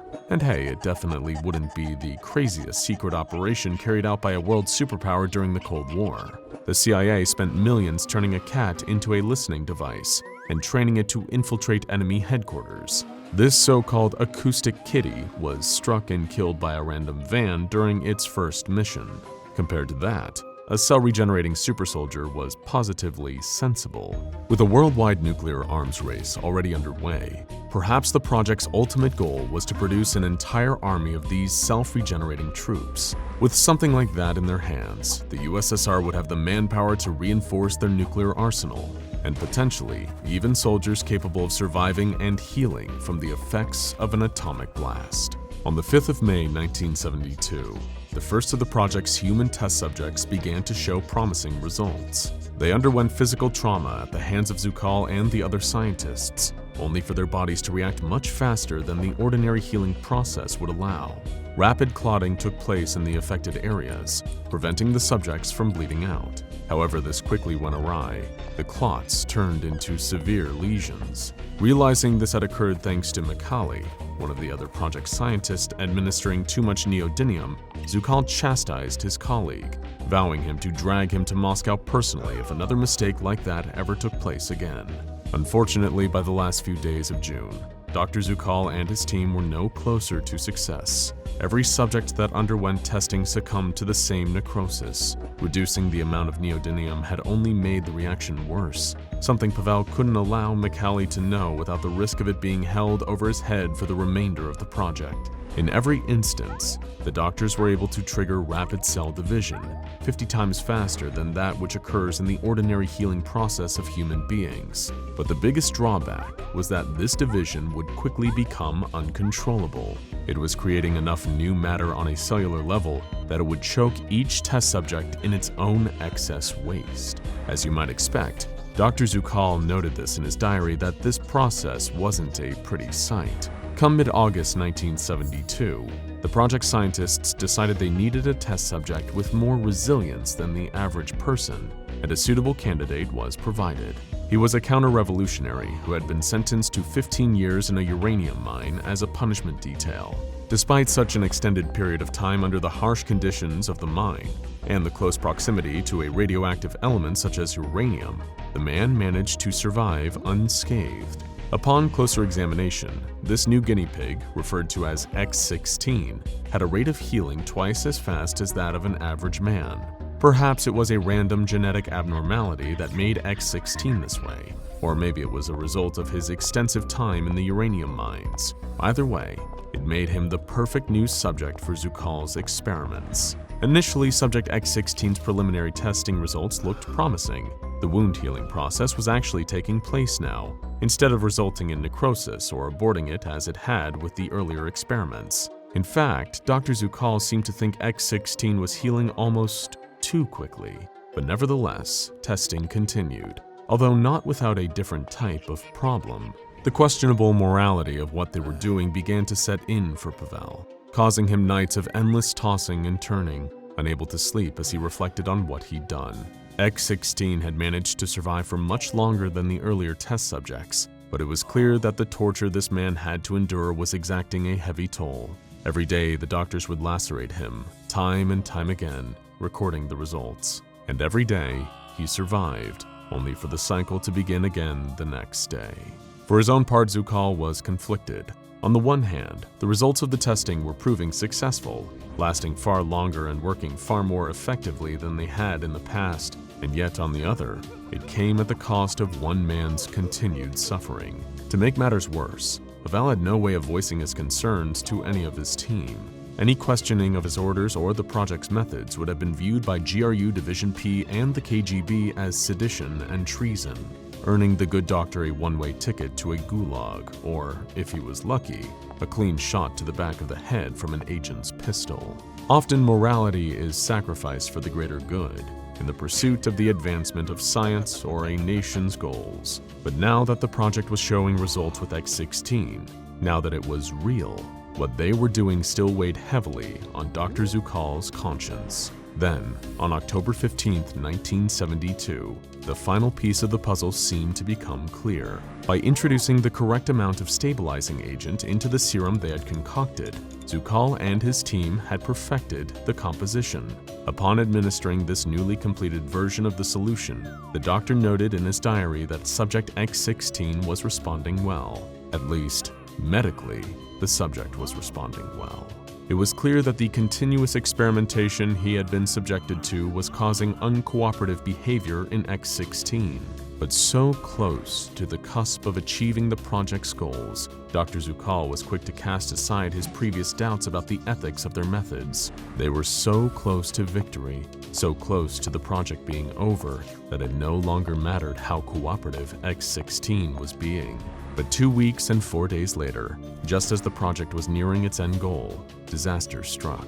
MU Dr. Elena Orakova was one of the scientists on Zukal's team, who had primarily helped when examining the early cell divisions, those that were leading to necrosis and causing test subjects to produce too much excessive genetic material. Elena had made a startling discovery and immediately brought it to Dr. Zukal in a distraught show of panic. The cell samples they had used to test their serum were now gaining mass, seemingly from nowhere.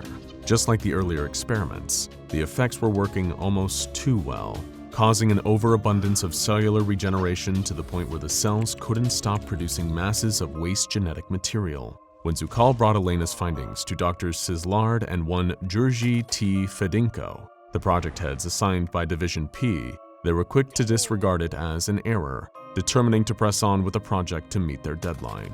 Over the course of the following weeks, up to late November, Zukal was trying to determine what was causing this change. It was clear that unless he and Elena could resolve the issues with the serum, Subject X-16 would be a total failure. But time was running out, with their superiors at GRU Division P and the Kremlin expecting results by early December. Under untold amounts of pressure and subsequent stress, Dr. Pavel Zukal found himself losing time, unable to sleep to the point where he was drifting off whenever he was on the verge of a breakthrough. By the end, Elena was the only member of the team trying to help him methodically figure out what had gone wrong. The deadline for the project arrived on December 2nd, 1972. Pavel didn't sleep all night leading up to it, knowing he would have to present a functioning super soldier to GRU Division P. In the best case, he was risking being accused of negligent failure, forced to restart the project from scratch, making his months of hard work redundant. But worst case scenario, Zukal could be charged with treason for having not completed the task he was selected for. On the 2nd of December, he wrote, "I really don't know which is better. Tomorrow is a day too." Nobody knows if Dr. Pavel Zukal lived to see that tomorrow. His final diary entry was made on the day SCP-2102 was born. For months, the SCP Foundation had operatives embedded within the Czechoslovakian government as part of innumerable Cold War espionage gathering efforts. During that time, their agents had gathered enough intelligence to make the Foundation aware of a GRU Division P project based at the Institute of Experimental Medicine, and that the scientists there were looking to unlock the secret of rapid cellular regeneration. Someone, possibly even one of Zukal's team, had managed to infiltrate the project and had leaked documents to the SCP Foundation, explaining what was going on in Czechoslovakia. The plan was that the Foundation would move in secret of course, to extract and contain test subject X-16 in January of 1973. That day would never come to fruition though. On the 2nd of December, only a month before they had planned to act, the Foundation became aware of a catastrophe occurring at the Institute of Experimental Medicine. One of their agents in Czechoslovakia alerted them to a disturbance that had caused civilians and scientists alike to run from the institute in fear for their lives. Something had gotten loose, and the Foundation had to act fast. Luckily, a reconnaissance team was stationed in Eastern Europe. Members of various mobile task forces who had been spying on GRU Division P and the rest of the USSR. Moving quickly, the recon team was deployed to Czechoslovakia. Led by a field commander named Merrick, they were given the objective to determine the cause of the situation and, if possible, recover its anomalous source. Merrick and the recon team arrived on site at the Institute's grounds. The entrance to the bunker which had been housing the project was left wide open, with not a soul in sight. As the team progressed further, Merrick couldn't help but notice a pungent smell permeating the labs and offices that they passed. Foundation Command urged their operatives to proceed cautiously and recover any paperwork they could. Among the logistical documents was a diary belonging to one of the scientists, although the name Pavel Zukal on the cover was no longer legible, forever lost. The further he and the other MTF agents progressed, the worse the smell got. They located an elevator, deciding to take it down to the lower levels of the bunker. One by one, the team filed in, Merrick radioing command. "Command, any seismic activity in the area?" he asked. Not that we know of, Merrick," came the Foundation's reply. "Why?" I think I just felt something move down there." The elevator had barely descended a foot before it hit something, stopping in an instant. As Merrick tried once again to contact Foundation Command, that same something came tearing through the elevator floor. Over the radio, the SCP Foundation were treated to a cacophony of screeching, tearing metal, along with the screams of their own men. What Merrick and his team had encountered may have once been a man, perhaps someone subjected to cruelty and torture, but now all they saw was an amorphous, fleshy mass. Immediately, the recon team opened fire, engaging what they assumed was a raging monster. It probably never occurred to them that they might have just wanted to be free after years of imprisonment, followed by months of horrendous experiments. Minutes later, Merrick was able to get in contact with Command again, locked in a heated battle with the entity. But every round fired, every shot their guns landed, nothing was having any effect. Whenever Merrick dealt damage to the creature, part of it seemed to grow, faster and faster each time.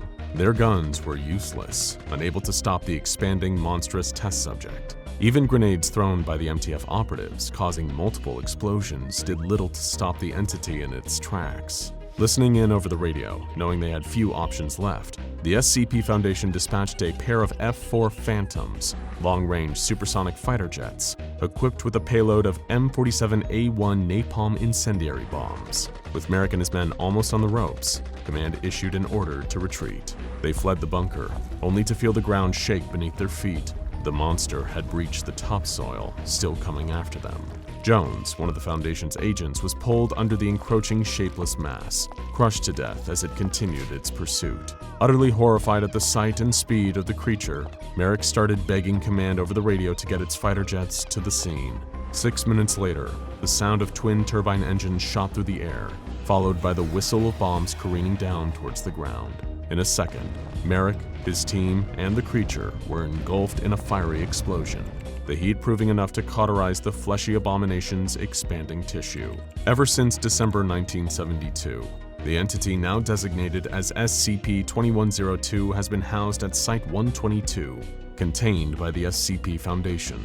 They keep it in a modified cell, restrained at all times with its hands and feet in padded sleeves. This is done in order to prevent the risk of injury, either accidental or intentional, given both SCP-2102's anomalous properties and its self-destructive tendencies. Its body is covered in scars, both from its previous escape attempts, back when it was known as Subject X-16, and from burns from the F-4 Phantom's napalm payload.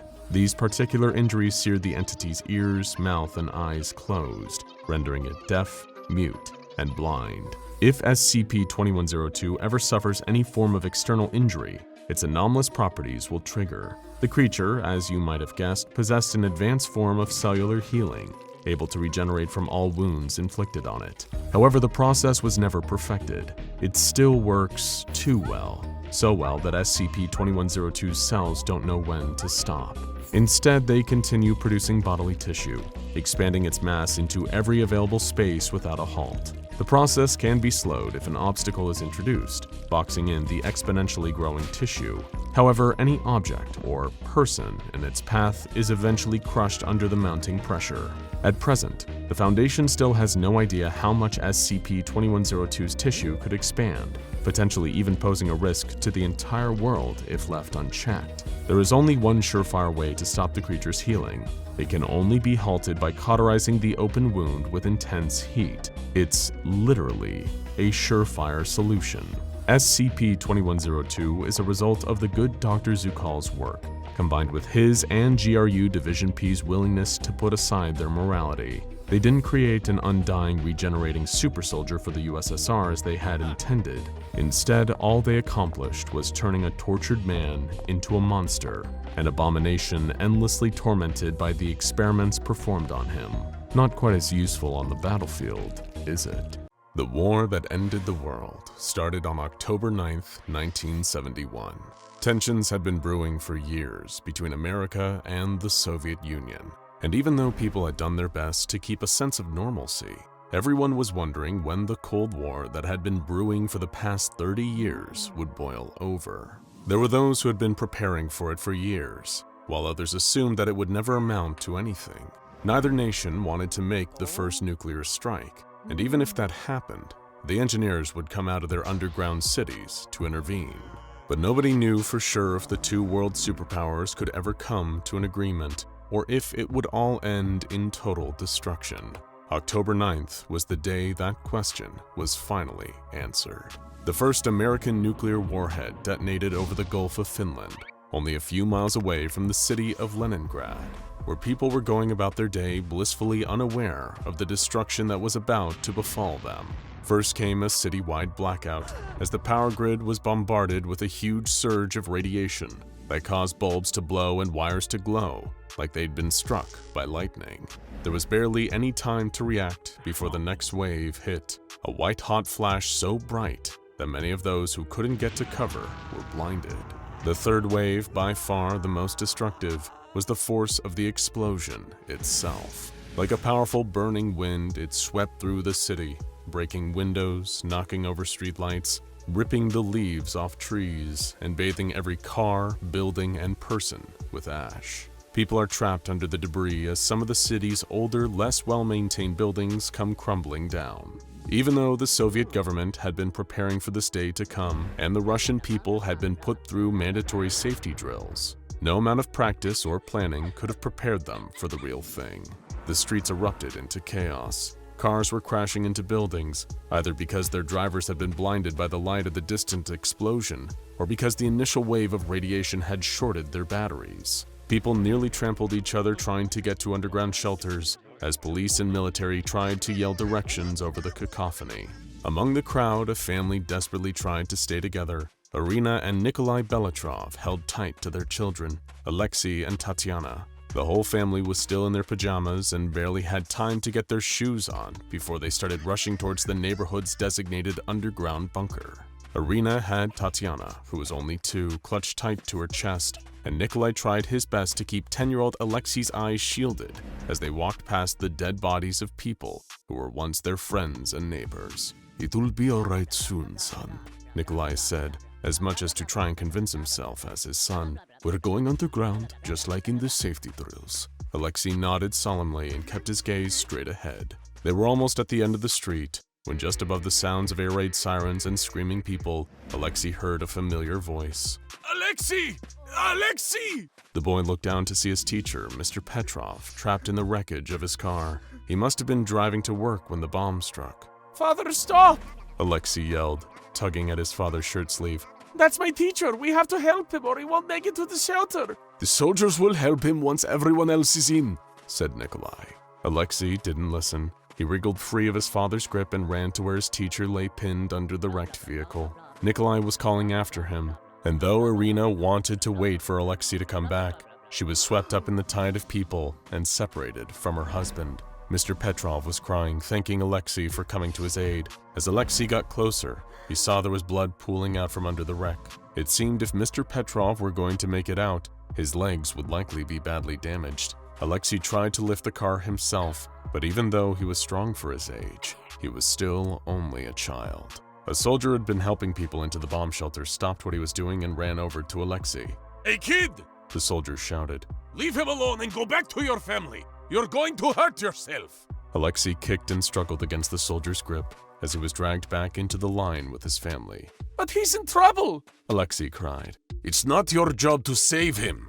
His father scolded as he took his hand and led him down the stairs where they would rejoin his mother and sister. As Alexei and his father descended into the tunnels, Alexei heard a gunshot from the street above. Though he would survive long after that day, he never saw his teacher, Mr. Petrov, again. He never asked his father about what happened. The Belitrov family was reunited in the underground shelter, which had once been an underground train station.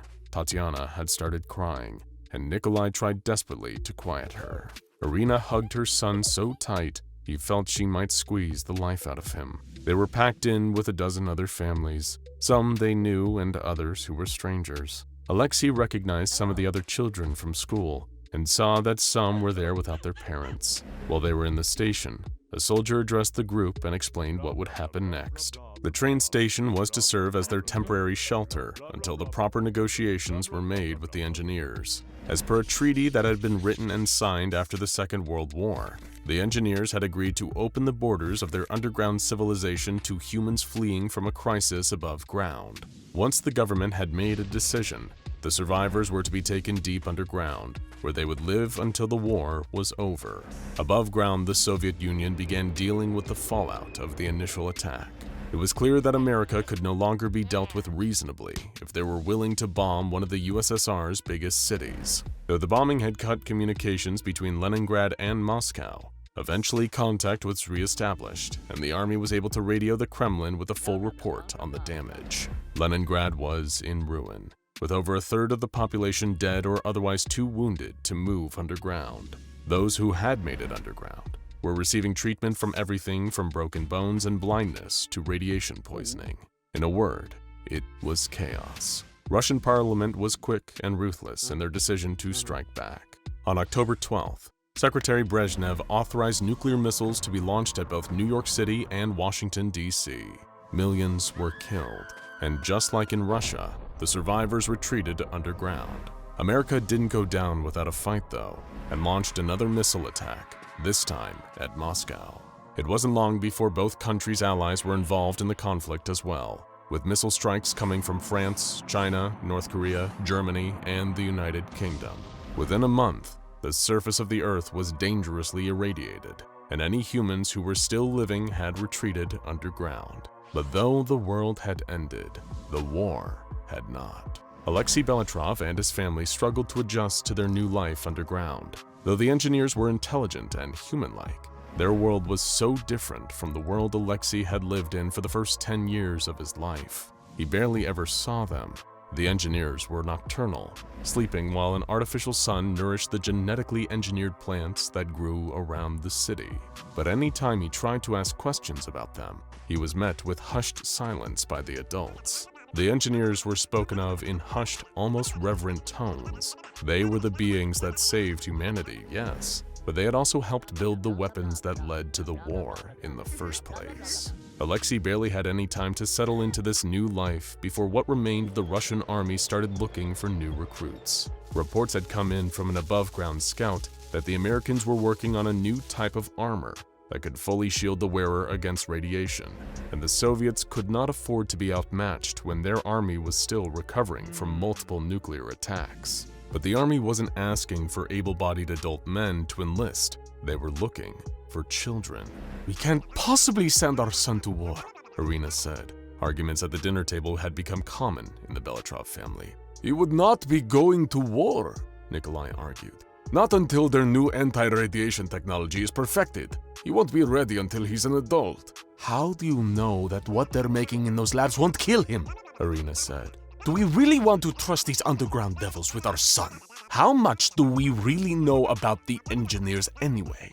"They could have let us all burn on the surface," Nikolai said. "But they didn't. I think we should trust them." "I want to go," said Alexei.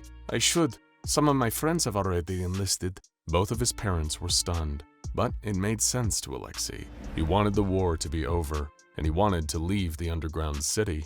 But most importantly, he wanted to know if anyone was still alive on the surface. If there was even a sliver of chance that it could be habitable again, he wanted to find out. After much discussion, Irina and Nikolai agreed. It was what was best for the future of Russia, and ultimately, the future of the human race. Alexei's parents delivered him to the Office of Army Recruitment, and he was taken by a man named Commander Volkov to a specialized research facility. This was when Alexei met an engineer for the first time. The engineer was tall and hairy, like a bear walking on its back legs, but with face and hands more like a human's. He was overseeing a group of humans and other engineers as they tinkered with machines that Alexei couldn't even begin to guess the purpose of. "Do not be frightened, Alexei," Commander Volkov said.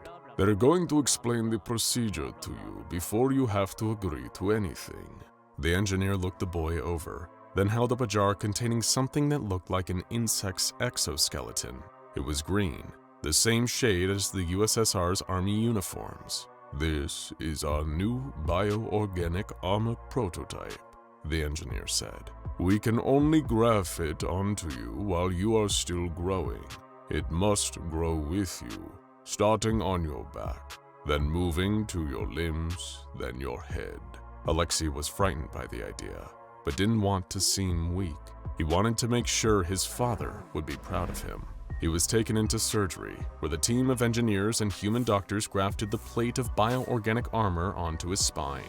Once the surgery was over, he was wheeled into a recovery room, where he was fed a simple meal alongside all of his friends and classmates. They had all gone through the same procedure. Over the next 8 years, Alexei and his comrades went through the painful process of growing their exoskeleton. Like the engineer had said, it grew with them, but the growth happened in painful spurts rather than gradually. The worst thing about the armor was that it couldn't be removed, but it gave them many advantages to normal soldiers as well. Once it covered Alexei's legs, he found he could jump higher and run farther than any human normally could. When it grew over his arms, it gave him increased strength. By the time he was 18, it had covered his head, giving it a fly-like appearance, but also granting him stereoscopic vision and the ability to hear radio transmissions without the need for any other communication device. During this time, he and the other boys were trained by Commander Volkov, learning how to use the powers granted to them by their exoskeletons for combat. When they were deemed ready, they were all outfitted with shoulder cannons, supply packs, and guns, all of which were also bioorganic and were surgically attached. It had been 8 long years since the end of the world, and Alexei was now able to set foot back on the surface. The world he returned to was almost unrecognizable.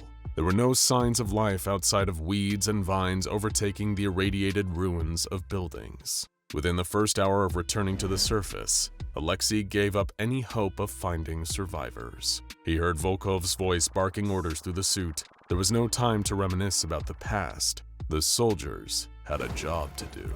Welcome back, comrade. The case of SCP-2273, also known as Major Alexei Belitrov, has sparked your imagination, and you need to know more. But even if you're not familiar with the Major, his story, all you need to know is that it's one of war, tragedy, and alternate dimensions. He first appeared in the town of Danner, Wisconsin on the 13th of October 1989 during an unprecedented seismic event. When he was first discovered, the Foundation researchers assumed that he was an extraterrestrial being on account of his advanced organic exoskeleton. In a surprising move for such an imposing creature, Belitrov gave himself up to Foundation agents without a fight. Major Belitrov was then impounded in Foundation Containment Site 17, where he was interrogated thoroughly. Over a series of interviews, the Foundation ascertained that Belitrov came from an alternate timeline where Russia and the US are locked in a so-called war to end the world, thanks to advanced military technology given to them by SCP-1000. Belitrov had narrowly escaped execution at the hands of American soldiers and appeared in our timeline. Now he is a prisoner of the advanced suit that formerly kept him alive. But his story isn't over. The last remnant of a Cold War turned hot has plenty left to teach us. Something that you need to understand about the SCP Foundation before we go any further is that it doesn't only exist in every nation across the globe. It also exists in every splinter reality across the multiverse. And these splinter realities offer a countless multitude of tales, of different places, different people, and different times. Today's tale concerns Major Belitrov's future in a universe where the secrecy of the Foundation is broken, and the anomalous world needs to find a way to fit in with our own. The year was 2018. Like many humanoid anomalies that the Foundation was holding in this timeline, Belitrov was released from containment. He was no longer an SCP. He was now a mere person of interest, free to move around as he pleased. But this didn't mean Belitrov was about to enjoy a quiet life on Easy Street. He was still an interdimensional refugee from a broken alternate world. Thankfully, there was a certain group willing to help. The Mana Charitable Foundation. This anomalous charity has been involved in a number of strange cases investigated by the Foundation before, and now they were going to lend a hand to Major Belitrov. Thanks to their anomaly reintegration project, Mana was able to transport Belitrov back to his home of Volgograd in Russia. There, he became something of a national celebrity, making headlines across the country, sitting down for interviews on every Russian talk show, and even being offered book deals. But as a former military man, Belitrov was eager to return to government life and run for a government position. However, this ambition didn't go very far. Belitrov was rejected by all the government bodies he applied to. Even Vladimir Putin wasn't eccentric enough to want an insectoid cyborg from another dimension in his cabinet. Belitrov endured a rough 2 years in Volgograd. He was treated more like a sideshow freak than a human being. People didn't want to rent apartments to him, and he was never able to find permanent employment. Even entry-level jobs rejected him. Nobody wanted to get food served to them by what looked to be a 7-foot monster, and he seemed equally ill-suited to help Russian women find the right perfume in department stores. In April of 2020, Belitrov had finally had enough. He contacted the Mana Charitable Foundation once again and asked to be relocated. They told him that some religious institutions in the area, including the Eastern Clockwork Orthodox Church, were accepting and housing anomalous refugees. Not long after this, Belitrov truly fell off of the SCP Foundation's radar. But one former Foundation operative was well aware of Major Belitrov's fate. It's 2021. Dr. Friedrich, the Site-17 anomaly psychologist who'd conducted all the initial interviews with Belitrov all the way back in 1989, started receiving letters from him.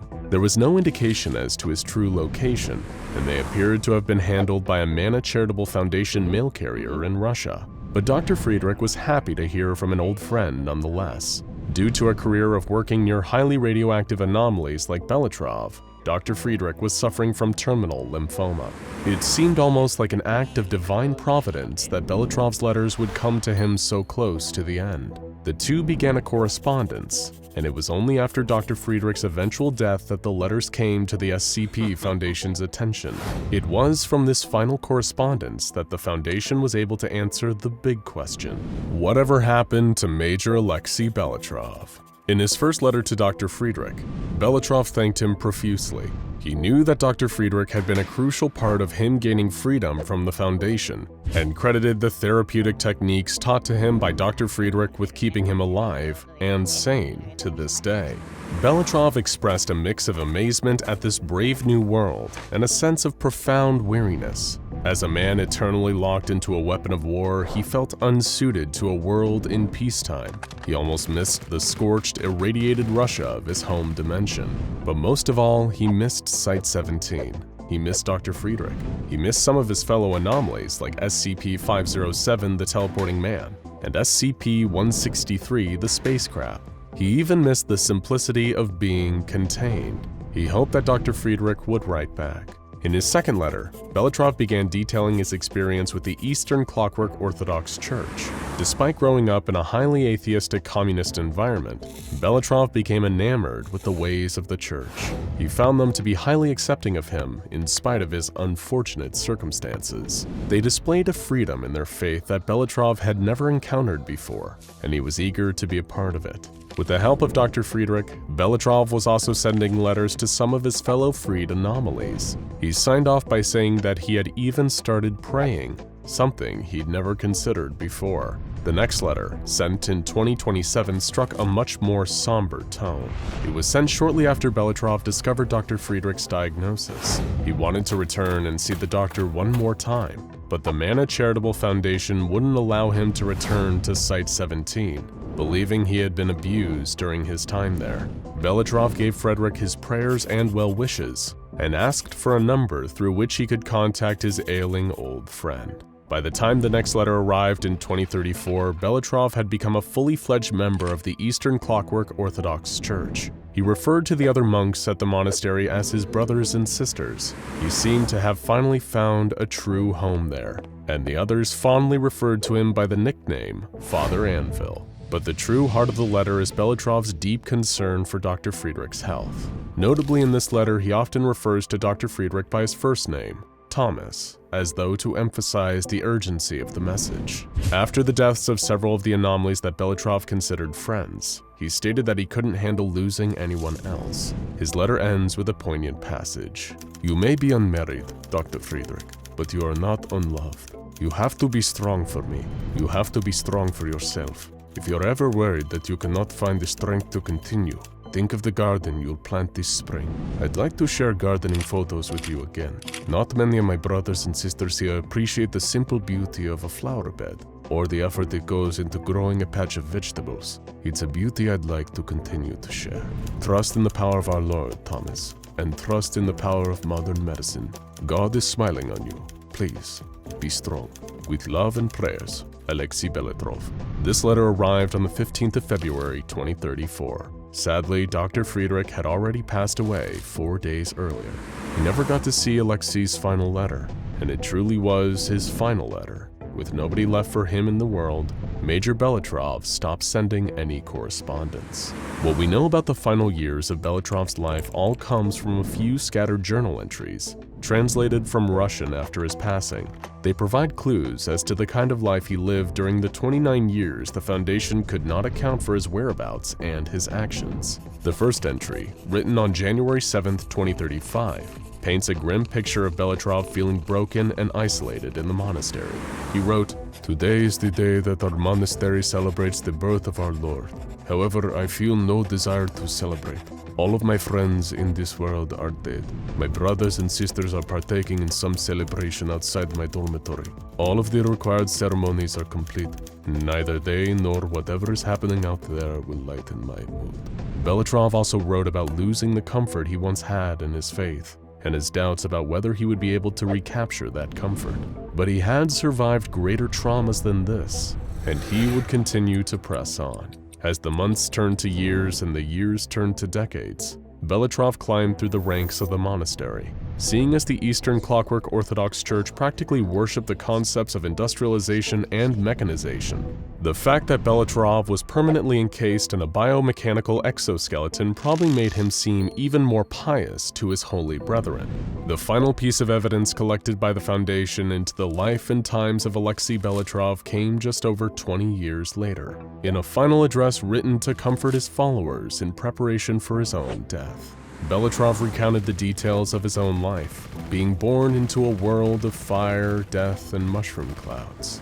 Then his life being suddenly saved by forces beyond his control, only to place him into containment for almost 30 years. It was only after accepting the teachings of the church and accepting the clockwork goddess that he felt he was truly free from his past. In this final note, Belitrov lay out some of the teachings of his new religion, the belief in a great mechanized goddess who planned all of reality. According to Belitrov, everything in her design fits together perfectly, like cogs in a machine, turning and twisting in unison to create an ideal world. He hoped to be forgiven for the many violent sins he committed in his military life, and that his contributions to this new world were valuable. At the very end of his address, Belitrov wrote, "I do not believe that my time in this world is much longer. Brothers and sisters, when my time of judgment comes, do not mourn me. I would rather you remember these words. The goddess is most pleased with those who seek kind, non-violent resolution to their problems, because a machine whose gears grind against each other is a machine that cannot work. See truth, but also compassion. The words are only words. Seek out truth within them. God bless you all. Father Anvil." A month after authoring this statement, records indicate that Alexei Belitrov was found dead in his room, having passed away peacefully in his sleep from natural causes. He lived a warrior's life, but died a humble priest's death. The true tragedy in the strange life of Major Alexei Belitrov is how little choice he had in his circumstances. But thanks to this tale, we know he did what he could with the life he was given. His remains lay within the graveyard at the Eastern Clockwork Orthodoxy Monastery, where he spent the last years of his life. With a life as difficult as his own, we can only imagine he's glad to finally rest. There is something inherently unnerving about the sight of someone wearing a gas mask. Maybe it's the wide, soulless portholes where a person's eyes should be, or the huge round filter extruding from their face that makes them look like something inhuman. It could also be the fact that if ever you see someone wearing a gas mask, you may be surrounded by poisonous gas, and if you're not wearing one yourself, someone else's gas mask may be the last thing you ever see. Whatever the reason, you might be wondering why we're talking so much about gas masks. Well, that's because you're about to meet SCP-1499, which is, as you might have already guessed, an anomalous gas mask. For all you military history buffs out there, SCP-1499 is specifically a Soviet GP-5 gas mask. These were produced between 1962 and 1990 as a way to protect the wearer from the fallout of a nuclear blast. Back then, during the Cold War, an atomic conflict between the United States and the USSR, that's Russia, was a constant threat. And so these masks were sent to most of the fallout shelters in the Soviet Union. While the GP5 masks could survive in all weather and protect against radioactive substances for a time, some of their filters contained a number of harmful chemicals like lead and asbestos. The fact that these gas masks were airtight would mean that somebody could end up inhaling these toxic chemicals while trying to protect themselves from nuclear fallout. If you look up the definition of irony in the dictionary, you may see a picture of one of these gas masks sitting right next to it. And if you think that sounds bad, just wait until you hear what sets SCP-1499 apart from the rest. Upon first inspection, the mask still seems to perform its original function. The filter works properly, and the airtight seal is still formed when placed upon somebody's head. However, when worn by someone, the anomalous effects of SCP-1499 will also activate. While it doesn't fuse to the wearer's face and turns them into a hysterical zombie chillingly asking for their mommy, the gas mask does cause anyone who puts it on to completely disappear from view. Now, it's worth noting that this isn't a gas mask that grants its user the power of invisibility. If that was the case, this anomalous item may actually be desirable. SCP-1499 instead causes a person to physically vanish, as in they are no longer detectable at all. Subjects that have worn SCP-1499 report that they don't feel any sensation of moving. They simply put the mask on and end up, well, we'll get to where it is they go. You see, through testing, the SCP Foundation's researchers were able to determine that giving someone a two-way radio before they put SCP-1499 on means that they can still be contacted after they vanish. And it's through these radios that the Foundation discovered where the mask wearers go. During testing, subjects have reportedly found themselves in a strange alternate dimension after putting on SCP-1499. It has been described as a dark environment, inhospitable, barren, and filled with tall, black tower-like structures. You would think being unceremoniously transported to another dimension by a gas mask would be bad enough. Just wait until you meet the locals. According to a number of test subjects, a group of humanoid entities inhabit this dimension, designated as SCP-1499-1. These creatures are taller than the average person, completely nude and covered from head to toe in a coat of a dark, viscous substance unlike anything found in our dimension. These SCP-1499-1 entities also have been described as having too many mouths and a large number of eyes covering their bodies. From the sound of it, the whole place makes the Upside Down from Stranger Things sound like a pleasant destination for a family vacation. For the record, the reason we say according to a number of test subjects is that there has never been any photographic or video evidence of this place and the creatures that inhabit it. All that we have gathered to date has come strictly from first-hand descriptions of those experiencing the anomalous effects of SCP-1499. Luckily, anyone that puts on SCP-1499 and finds themselves in this place has a very quick and easy escape route. Should a subject encounter any danger in this dark, inhospitable dimension, then taking the gas mask off will drop them right back into our own plane of existence. Upon arriving back, they will not have moved from the spot they were standing in when they first disappeared, but it is unknown exactly how the gas mask is able to return them, or indeed how it can send someone to an entirely different dimension at all. So, a gateway to another dimension. That's what the mask is. The Foundation has been running tests on SCP-1499 since they first acquired it, at first using D-Class personnel. The first test involving SCP-1499 saw a D-Class, D-67393, told to put on the mask. When she did, she found herself transported inside a building that was constructed from an unknown black substance. D-67393 surveyed the room she was in for a few seconds, only to hear something moving close by. The sound caused her to panic, and she wrenched the gas mask off her face, returning to the test chamber. Given that there was now a risk of losing SCP-1499, the Foundation moved forward with tests involving trained agents instead of D-Class personnel. Following this, the next test involved an Agent C putting on the mask, and like the D-Class before him, he found himself in the same dark room.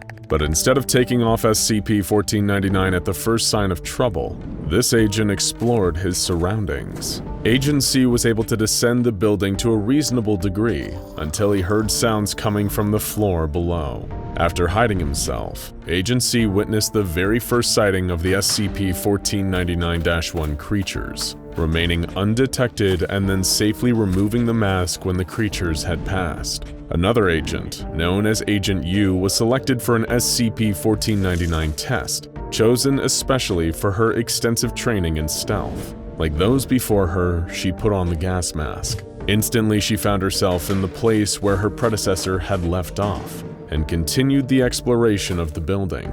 Detecting movement from the floors above, Agent U exited the building and spotted a number of SCP-1499-1 instances. The creatures were mulling aimlessly around, each sporting their own unique mutations, occasionally uttering low, grating noises. By now, if they were still using D classes, they probably would have lost the mask and the people wearing it 100 times over. Never get a D class to do a field agent's job. Making her way past more of the tall, dark structures, the agent followed and observed a group of 4 creatures. A fifth approached them, prompting one from the group to step forward. As Agent U watched, these SCP-1499-1 creatures began violently assaulting each other, until she too pulled the gas mask off and returned to the Foundation. Shortly afterward, one final agent, Agent K, was sent into this alternate dimension. This was less of a test, more a mission with the purposes of reconnaissance, to give the Foundation a better, clearer idea of what the environment was like, and to possibly even make contact with the SCP-1499-1s and understand them better. However, the outcome that followed could not have been worse. Agent K appeared in the other dimension between 2 of the black structures. The lighting made it difficult to see much of the environment around him, but he remarked that the buildings resembled tall spires constructed out of hard rock, as was the ground beneath him. After a few short minutes, he soon spotted a group of SCP-1499-1s entering a larger structure, an elaborate building with a number of towers and spikes on it, as well as what appeared to be blood. Approaching the building with caution, Agent K located a small, secluded side entrance, away from the larger front door. As quietly as he could, he made his way inside. The sounds of grinding filled the air from all around him, as Agent K saw a huge group of the mutated humanoid creatures. Each one had their mouth wide open, all of their mouths wide open, making a chorus of grating sounds. The entities were, according to K's description, all facing towards one of the SCP-1499-1s that was standing on a platform in front of them, with a number of bodies around it. This creature seemed to be leading an odd ritual and began to cut open its own torso. Worm-like creatures spilled out of the open womb and a beam of light followed, projecting out of the entity's chest. Agent K realized that this light was some form of portal. Another worm, like the kind that had come out of the ritual leader's chest, began to appear in the portal. Deciding to act, Agent K dashed out from his hiding place, opening fire at the creatures all around him. He reached for something glowing in the lead entity's chest, which he thought was bringing the worm creature through the portal. Grabbing it, Agent K pulled off the gas mask and found himself back at the Foundation, holding a human heart. But it doesn't end there. At the exact same time, on the exact same date, a man attacked the Cathedral of Christ the Savior in Moscow, Russia. During the church's morning services, the gunman entered dressed in a suit with a gas mask over his face and proceeded to shoot 10 civilians. 6 were killed, 3 left in critical condition, including the church's chanter. However, the worst occurred to the priest performing the service. The attacker ran to the front of the cathedral, producing a knife which he used to cut open the priest's chest and remove his heart. Then, just as quickly as he had appeared, the assailant vanished before the eyes of multiple witnesses, and Moscow police were unable to find any trace of the man. Officially, the cathedral was attacked by Nikolai Orlov. Undercover Foundation operatives inside Russia's media and military have spread this cover story of a violent man who acted alone in his attack on the church. Meanwhile, the SCP Foundation is keeping Agent K detained, questioning him about his involvement in the incident. According to him, everything happened exactly as he described it. No church, no priest, just him wearing SCP-1499 and surrounded by the creatures. The audio recordings taken from his exploration mission also seem to align with this story, but that still doesn't explain how another figure in a gas mask appeared in Moscow and claimed the lives of multiple churchgoers. Not only that, but dispatching them in the exact same way Agent K dealt with the SCP-1499-1 creatures. The only possible explanation was that Agent K was the perpetrator, even if, in his mind, he was still telling the truth. Hoping to avoid another incident, the O5 Council has suspended all further testing with SCP-1499. Agent K has been scheduled to undergo a psychological evaluation, believing the creature he saw being summoned had to be stopped at all costs. The other agents and the D-Class involved in earlier testing are all being brought in for questioning as well. It is still unknown what the anomalous effect of SCP-1499 truly is. Is it actually capable of transporting someone to another dimension? Or does it give a person hallucinations that make them think they're gallivanting off in Dimension X, while they're actually walking up to a church about to do something unthinkable?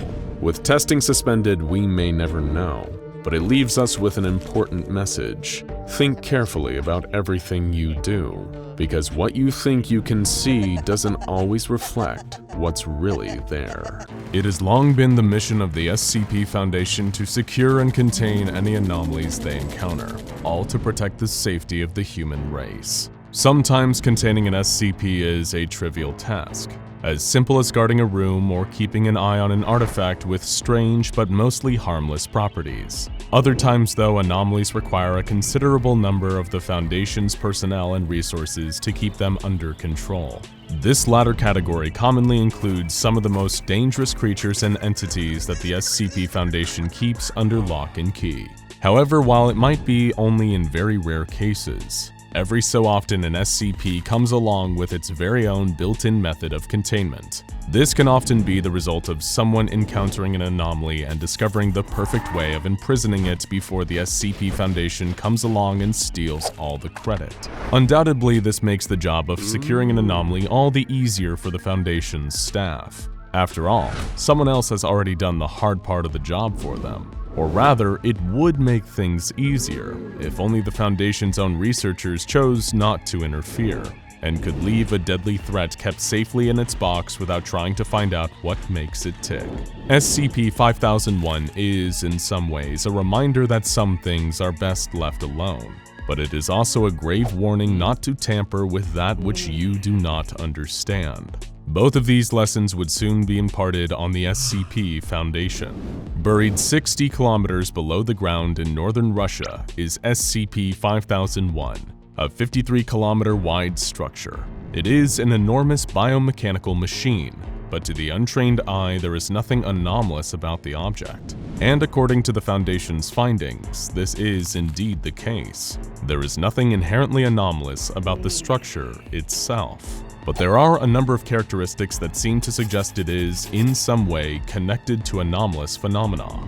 For one, there's the sheer scale of the structure, and then there's the records that were uncovered about SCP-5001, which appear to have been monitoring and tracking its status. Perhaps whoever constructed it or discovered it kept a record as they observed the structure. Nothing too out of the ordinary about that. But what's strange is that these date back to 11,000 BC. And yet were somehow made with modern systems of measurement. And other weirder documents have been recovered from inside of SCP-5001.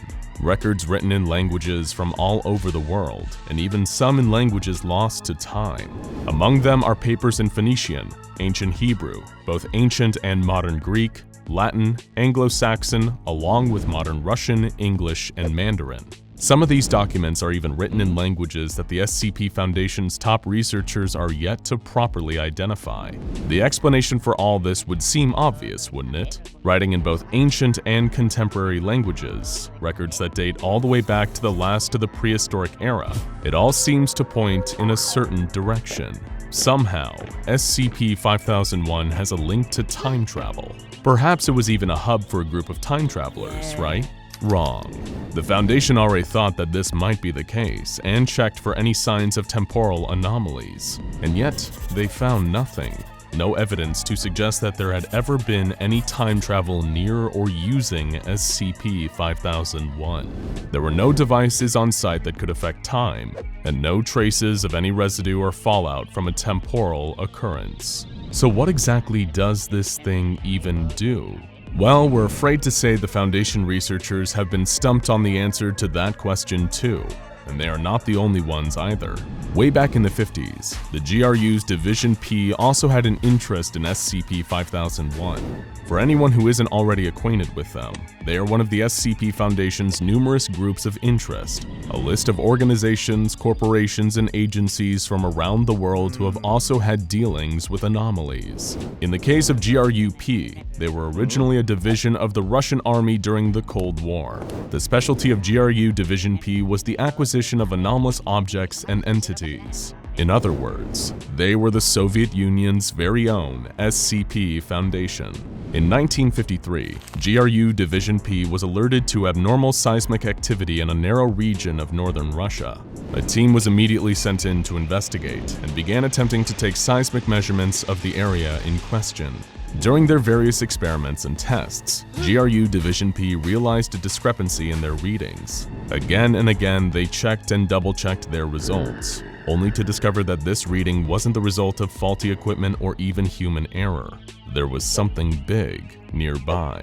What they hadn't yet realized was around 30 kilometers away, deep underground, was SCP-5001.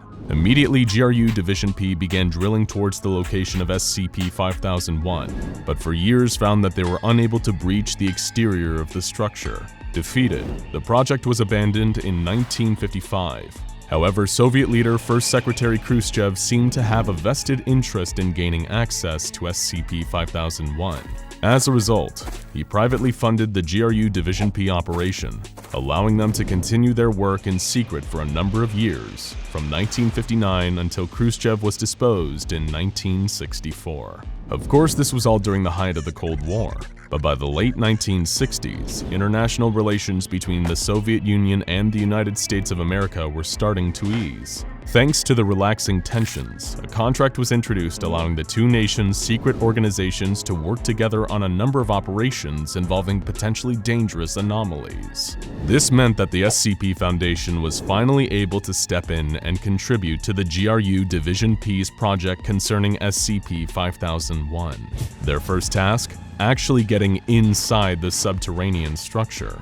Naturally, given how well-versed the Foundation is in dealing with anomalies, they had ideas for how to crack this nut. By acquiring anomalous technology from the Global Occult Coalition, another group of interest, as well as experimental designs created by one Dr. Elijah Rachma, the SCP Foundation were finally able to breach the structure in 1971.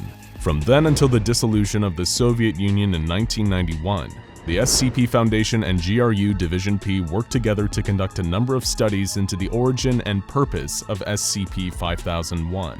Both organizations were curious as to the technology the structure possessed, and attempts were even made to recreate some of the devices found within. Among this advanced technology were ontological stabilizers, also known as Scranton reality anchors, which are located around SCP-5001's inner chamber. These were designed to directly alter the amount of Humes in a given area. What's a Hume? Well, to keep it simple, a Hume is a measure of the reality around us. If it helps, imagine reality as a pile of sand. Now imagine that you remove a single grain of sand from the pile. Congratulations, you just removed one Hume from this reality. Taking one away doesn't really do much, but start grabbing handfuls and the pile gets smaller, scattered. Less a pile and more a light dusting of sand. Reality works the same way. Take too much away and it starts to lose whatever it was before. Being able to alter the amount of Humes in an area meant that these ontological stabilizers could alter the strength of reality itself, even nullify the reality-bending properties of some anomalies. In theory, an SCP with the power to influence reality could be contained using this technology. the effects of their abilities reduced significantly, although not negated entirely. Another noteworthy piece of technology uncovered was codenamed Omega. Omega was discovered in an unmarked room on a computer terminal that was connected to every area of SCP-5001 by dozens of cables. The software itself was an artificial intelligence construct, a computerized consciousness that seemed to serve the purpose of controlling the various systems within SCP-5001. The Omega seemed to work by providing an answer whenever someone used a keyboard to input a question. The artificial intelligence of Omega appeared able to hold a conversation, but would refuse to give any insight into when the SCP-5001 structure was built or what its purpose was. Despite neither group knowing what SCP-5001's function was, an agreement between the SCP Foundation and GRU Division P was formed.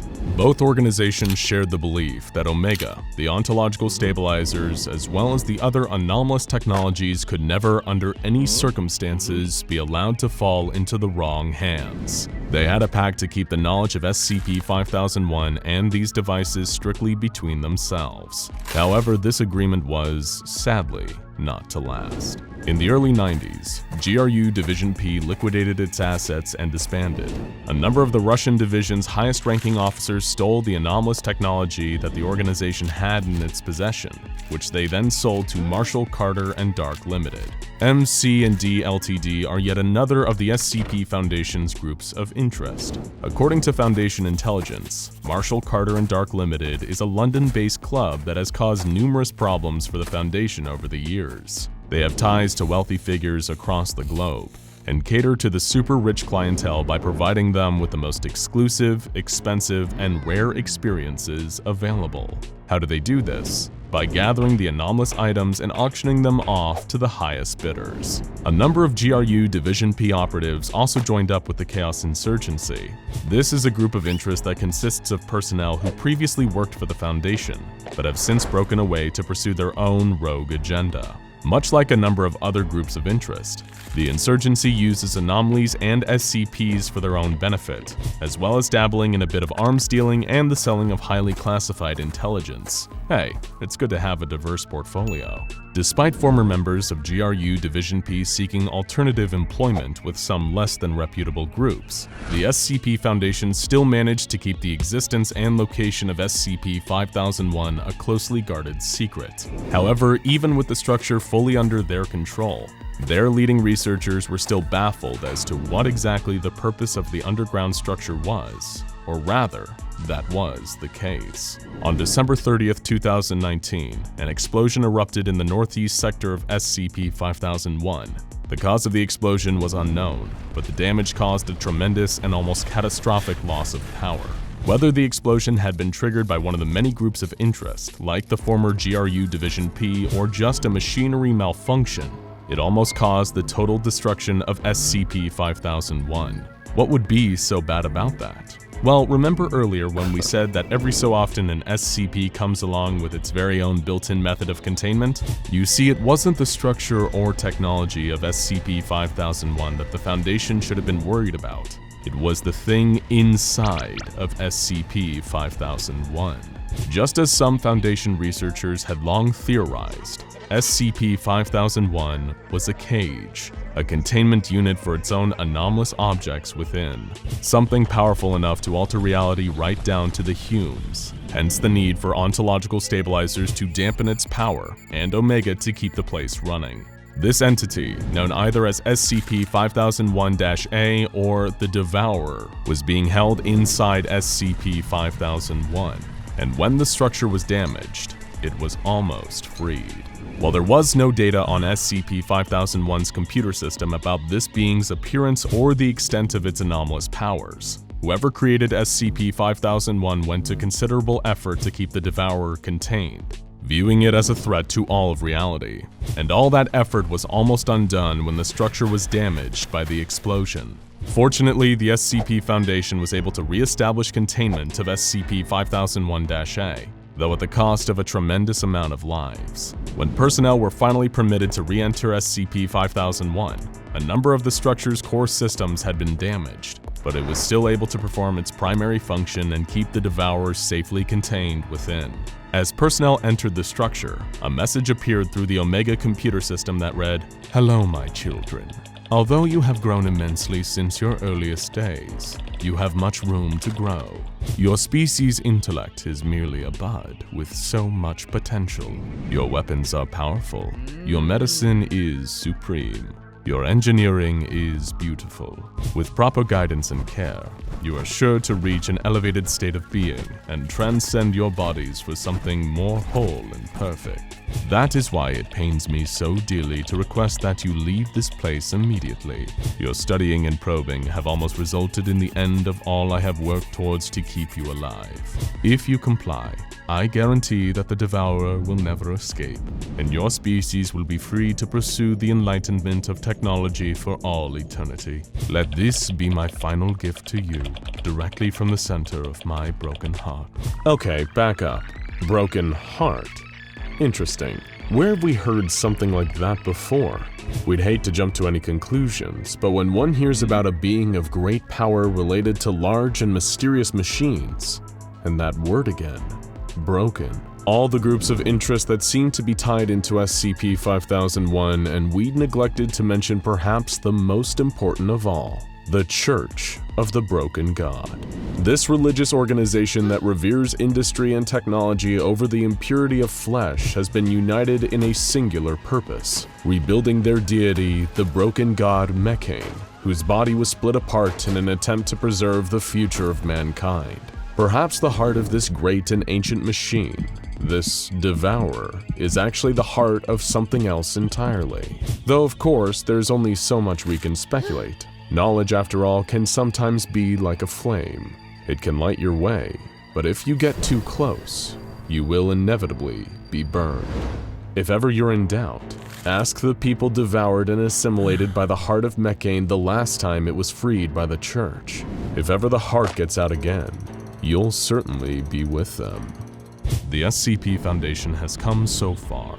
Their technology, their knowledge, their vast resources all allow them to contain some of the most powerful forces mankind has ever seen, and even some we haven't. But as SCP-5001 shows, there is still much that even the brightest researchers at the Foundation don't yet understand, and their drive to poke and prod at the unknown nearly led to the end of reality as we know it. Perhaps one day we'll be able to fully understand just what the Devourer is, and the ways that SCP-5001 worked to protect us from it, but we're not there yet, and there's no guarantee that we ever will be. While the pursuit of knowledge is always an admirable one, when it comes to SCP-5001, maybe the Foundation should have left well enough alone. SCP-3930 does not exist. Thanks for watching. Now check out SCP. The following information is only known to 7 living people. Even those actively guarding this anomaly will never know this information.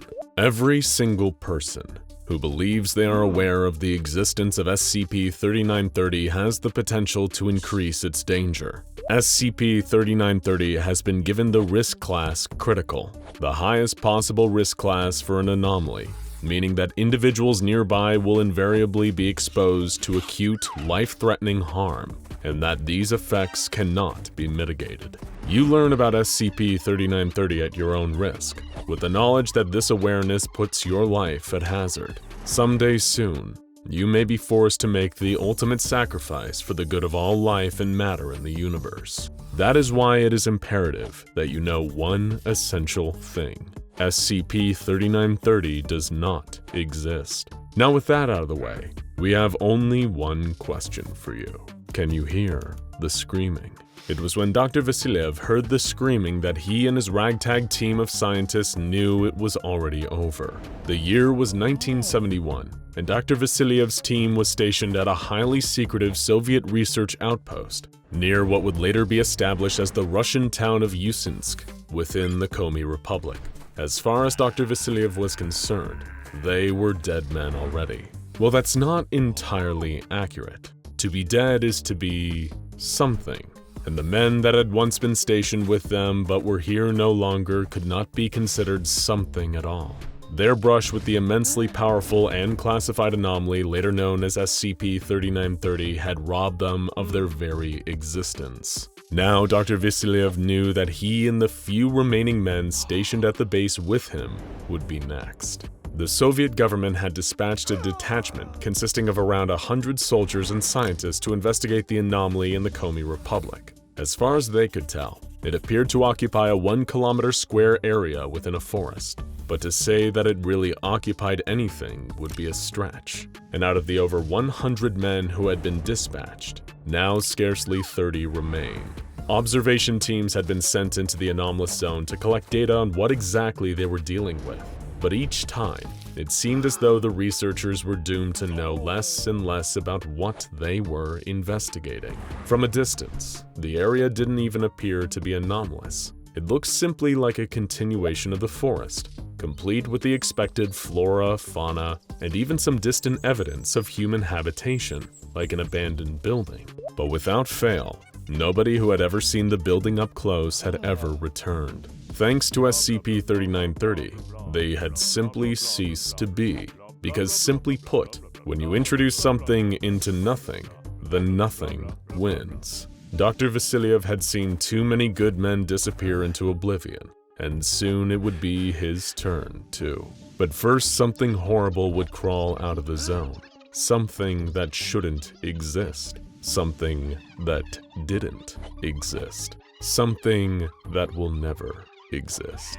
And yet, here it was. In science, the observer effect is a dreaded phenomenon. All experiments involve the observation of phenomena to collect data and then prove or disprove a hypothesis. But the observer effect describes the frustrating scenario where the mere act of observing a phenomenon alters it, reducing the usefulness of the data.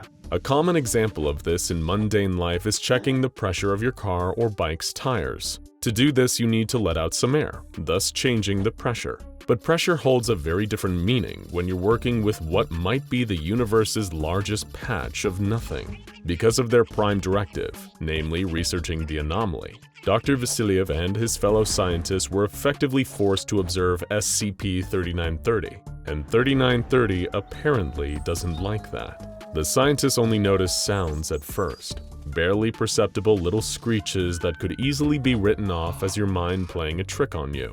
And in a sense, it is. But around SCP-3930, the tricks played by the mind become a lot more practical than anywhere else. What started as sounds soon came to take on a visual form as more people became aware of the anomaly and made futile attempts to observe it from the outside. These scattered visual and audio forms soon became nicknamed screamers for their horrific, hateful wailing. Dr. Vasilyev and his team believed that despite the extremely hostile nature of the anomalies, they had no way of ever leaving the anomalous zone. That belief was soon proved wrong, and not long after, only 10 researchers remained. It seemed that the last of Dr. Vasilyev's hope died with the lost men, but there was some good news at least. With only 10 left to observe the SCP-3930 anomaly, the screamers began to disappear and the anomalous zone became stable once more.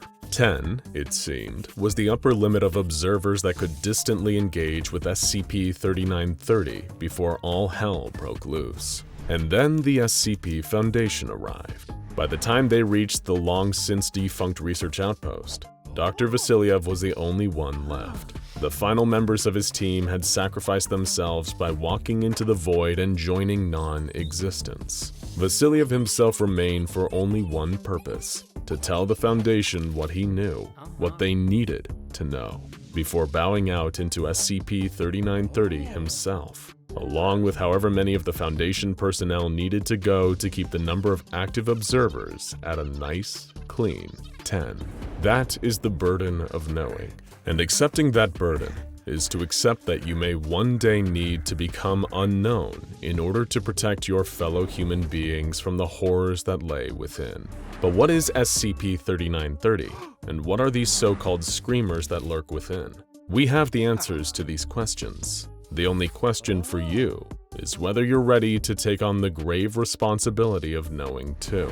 SCP-3930 does not exist. That isn't just a cover-up by the O5 Council. it doesn't not exist in the official capacity. It is, quite literally, the world's largest patch of nothingness, and anything that enters it is doomed to become nothing as well. It is a difficult concept to grasp because fundamentally, all language was built as a tool to communicate concepts that, on some level, exist, and SCP-3930 does not qualify. Close your eyes for a moment. Seriously, do it. And try to imagine nothing. What do you see? An infinite space of pure darkness? A white void stretching on into infinity? We're sorry to inform you that neither of these counts as being truly nothing. Though darkness may be the absence of light, to see that blackness is to still see something. The darkness even implies the existence of light. The same can be said for the white void. For such a thing to exist, we need both the concepts of the color white and the idea of a void. These are perhaps the lowest bars for existence imaginable, but SCP-3930 doesn't meet them. It is well and truly nothing. Nothing at all. And because it is nothing, its containment procedures are largely just a matter of information control. If nobody knows about it, the threat is contained. If ever someone just happened to wander in, they would stop existing, so the problem would take care of itself, as callous as that sounds. On its own, the anomaly would technically be harmless, but when mixed with humans, things become a whole lot more complicated. You see, unless you have the misfortune to run into SCP-3930, you will spend your life without ever having to encounter true nothingness. Even when you die, the matter that comprises your body and the energy that comprises your consciousness will remain. They will just be transferred into other forms. Humans have no reason to ever encounter nothingness, and thus we have no physiological or psychological equipment to truly observe and comprehend nothingness. When we're given a true blank, our instinct is to fill it. And that right there is the true danger of SCP-3930, and the very reason we have to deal with screamers, or as you may know them, pattern screamers. That's right. If this whole setup seemed awfully familiar to you, it's because SCP-3930 is the absolute global epicenter of pattern screamers, the hateful entities we've encountered before in anomalies like SCP-000. Nothingness is the natural environment of pattern screamers. But because SCP-3930 is the only place where true nothingness exists on our layer of reality, it's also the only place where pattern screamers are able to directly interact with humans if they become powerful and defined enough,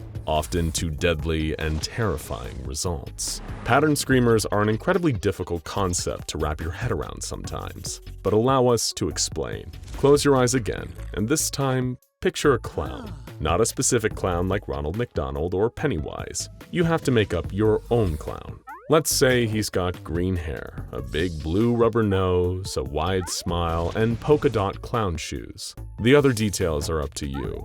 Go as simple or as complicated as you like, as long as it's an entirely new clown you've never seen in real life. Now hold the image in your head. Really focus on it. You can even use your imagination to make him dance or walk around. Fundamentally, this clown does not exist. Aside from being the product of chemical and electrical processes in your brain, if this is indeed an entirely new clown in your mind, it exists only on the level of thought. Now imagine if this clown in your mind was somehow aware of the fact it wasn't real, and that it was only the product of your imagination. Imagine that this clown is infuriated by that fact. It despises you for bringing it into being, doomed to be a concept straddling existence and non-existence. Imagine this clown wants to hurt you.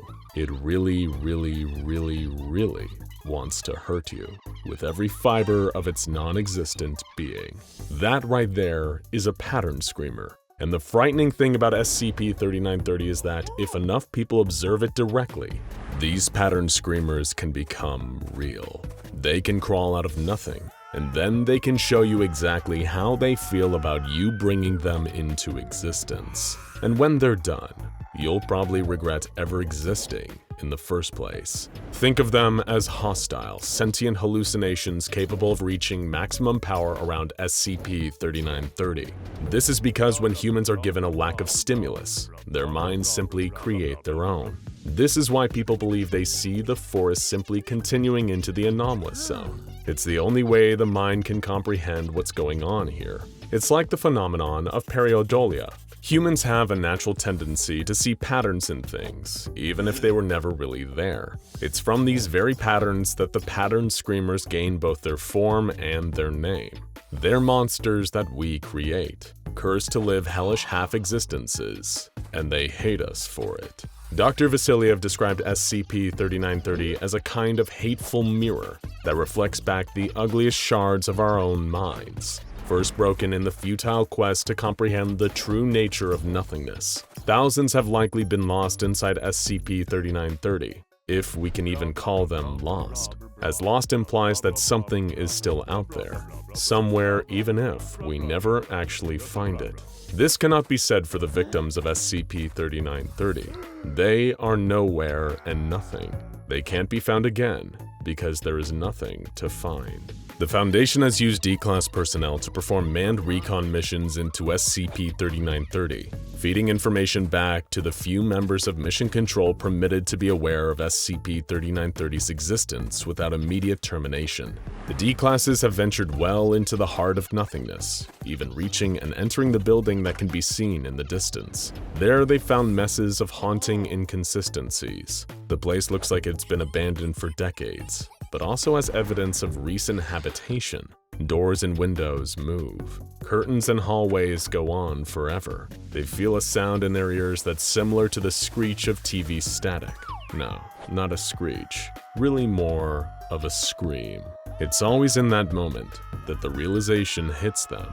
They don't exist. Not anymore. And they haven't for a little while now. They're just a few scattered memories of the Foundation researcher talking to them, reflected back by SCP-3930's hateful mirror. And moments later, they're gone, almost like they were never here at all. So if ever anyone asks you what is SCP-3930, you know there's only ever one answer. SCP-3930 does not exist. In the long history of the world, the planet has played host to a wide variety of ancient civilizations. There are far too many of those for any one video to cover. People make it their careers to discover and catalog the civilizations that preceded us in the modern era. Archaeologists and historians make it their life's work to learn everything there is to know about these mighty empires and kingdoms that span vast swaths of land where there are now dozens of countries. A lot of these civilizations are famous, even school children know about them. Take a look at the Roman Empire, for example. Everyone knows about the mighty Roman Empire. Julius Caesar took control of the Roman Republic and created the empire that would go on to be one of the largest empires in history at the time. It controlled practically everything in Europe and North Africa, and even parts of Asia. The Romans made amazing advancements in culture, architecture, law, and practically everything else. In fact, their legacy can even be seen in pop culture today. The American Senate is modeled off the Roman Senate, and practically every nation in the world has their own kind of wine, a Roman invention. Or take the Macedonian Empire. A lot of people don't know its name, but you almost definitely know the person who created it, Alexander the Great. At only 20, he took his father's throne. Then he began launching military expeditions, and it soon became clear that young Alexander was a brilliant tactician. Never defeated in battle, he managed to extend his vast empire across all of West Asia and North Africa, stretching all the way to Egypt and India. Like Caesar would go on to do after him, he managed to create one of the largest empires in history. Except he did it all before he even turned 30. Though he died young and his empire was split apart by his generals, he brought Greek thought, culture, and philosophy, not to mention science, to the far reaches of Inner Asia. And of course, there is the Mongol Empire, led by the fearsome Genghis Khan.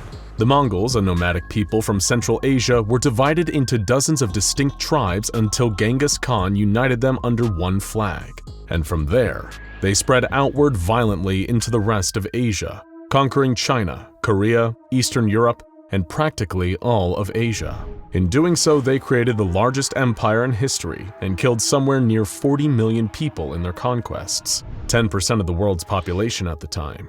But they also created a safe trade route from China to Europe. what is now known as the Silk Road, and their innovations with cavalry would go on to inform warfare using horses for the next 800 years. Moving out of Asia, there are also the legendary Mayans. The Mayans were more of a loose confederation of different tribes, working together to advance a common civilization.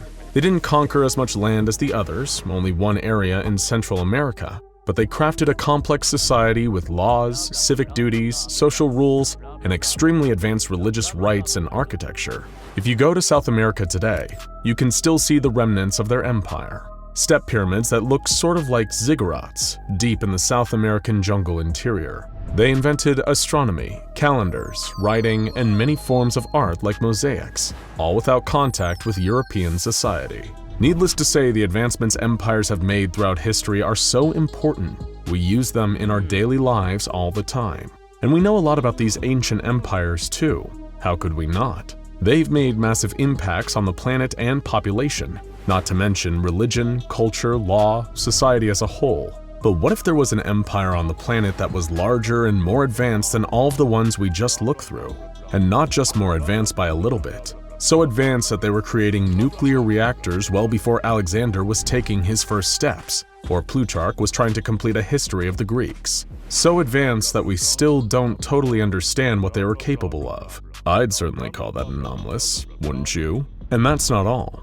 What if this empire also managed to stay hidden from modern science for centuries? They didn't stay alive, but their ruins have never been found by the scientific community. Their relics have been squirreled away from the eyes of the world over the decades. You'd never find a reference to the Mechanite Empire in a history textbook or in a museum, and that's for a very good reason. The SCP Foundation has spent an extremely large amount of time and money ensuring that the evidence of this ancient empire never comes out to the rest of the world. But even if a culture creates anomalies, is the culture itself anomalous? Does it need to be contained? Especially if they're all long dead and their technology has degraded into unusability. Well, maybe. Except their technology is doing just fine. 2,000 years and counting, their technology is still working perfectly. In some cases better than our modern devices. How can that be possible? How can that not be anomalous? Well, as unbelievable as it might seem, it's true. We'll dive more into what exactly this empire out of Greece was in a bit, but for now we're going to look at an SCP file associated with them. Except this one couldn't be picked up, stuffed in a box, and shipped off to a containment locker in Site-19. You'll see why in a minute. But for now, let's just take a look at the file. SCP-2406 lacks any images or flashy documentation, so no clues there. Unless it's not possible to photograph the anomaly for some reason. The object class is safe, and the containment procedures aren't very long. A site, Provisional Site-31, has been constructed around SCP-2406 and is under the cover of a Kazakhstani military base. Provisional sites are temporary sites that the Foundation puts up in the field to contain an anomaly that can't easily be transported somewhere else for containment. And if it's a Kazakhstani military facility, the anomaly is probably somewhere in Kazakhstan and can't be moved. Seems reasonable enough. All personnel who work directly with SCP-2406 are required to wear a Type A hazmat suit when in contact with the anomaly, and to undergo a full decontamination bath upon exiting. Whatever SCP-2406 is, being in direct contact with it can be dangerous to humans. So the Foundation uses specialized hazardous material suits, the big yellow jumpsuits you see near radiation or chemical spill sites. On top of that, an armed contingent of guards are to remain in place in and around Provisional Site-31 to ensure no one unauthorized accesses the anomaly. Though you'd have to wonder why anyone would try to access a military base. The containment procedures close out by declaring that anyone wanting to directly interact with SCP-2406-1, whatever it is, needs to get authorization from their site director. So, SCP-2406 has at least one sub-anomaly to deal with. Obviously, the Foundation is very interested in keeping this anomaly, or these anomalies, secret and protected at all costs, as well as limiting human exposure to something potentially dangerous. Now, let's take a look at the description. SCP-2406 is a mechanical automaton that's 93 meters tall and weighs approximately 210 metric tons. For the Americans among us, that's about 300 feet in height and 230 tons, over 450,000 pounds. No wonder the Foundation couldn't move it. After investigating, research concluded that SCP-2406 wasn't sentient, so it wasn't a robot or cyborg or artificial intelligence. An automaton is a machine to perform a specific task, and this thing, whatever it is, was controlled by at least 6 different operators, if not more. They piloted the machine using 160 different valves and levers within the torso, head, and chest of the automaton. And if it has a head and chest, it has limbs. Limbs that were controlled by a combination of pneumatics, hydraulics, and clockwork machinery. But controlling is one thing. How the heck does something like this get the power to move? The answer is a nuclear reactor embedded in its torso, with power cables running to its arms and legs. Yep, unbelievable as it may seem, this ancient curiosity was powered by the same source our modern aircraft carriers and nuclear submarines use. SCP-2406 was discovered on August 7, 1985, in the Aralkum Desert, but not by the Foundation. The Aralkum Desert used to be part of the Aral Sea before the Soviets drained part of it. It was during one of these drainings that the Russian military discovered SCP-2406 by tracking the radiation coming from it. As soon as they realized what they found wasn't some sort of abandoned warhead or uranium deposit, they called in the GRU's P Division, the unit of the Soviet government who dealt with anomalies, in the same way the Foundation did. They kept custody of the anomaly, but only for a few years. When the USSR collapsed in 1991, the Foundation stepped in with their agents and took control of the anomaly while everyone else in the area was busy dealing with the political fallout. They immediately began performing research and learned that the material SCP-2406 is made of isn't just one metal, but a toughened alloy of copper, zinc, nickel, lead, and iron. The mixture is why the metal looks bronze, despite not having any bronze in it. They also found 2 markings on it. One was on the outside of its back and showed the Aegean numeral for 9.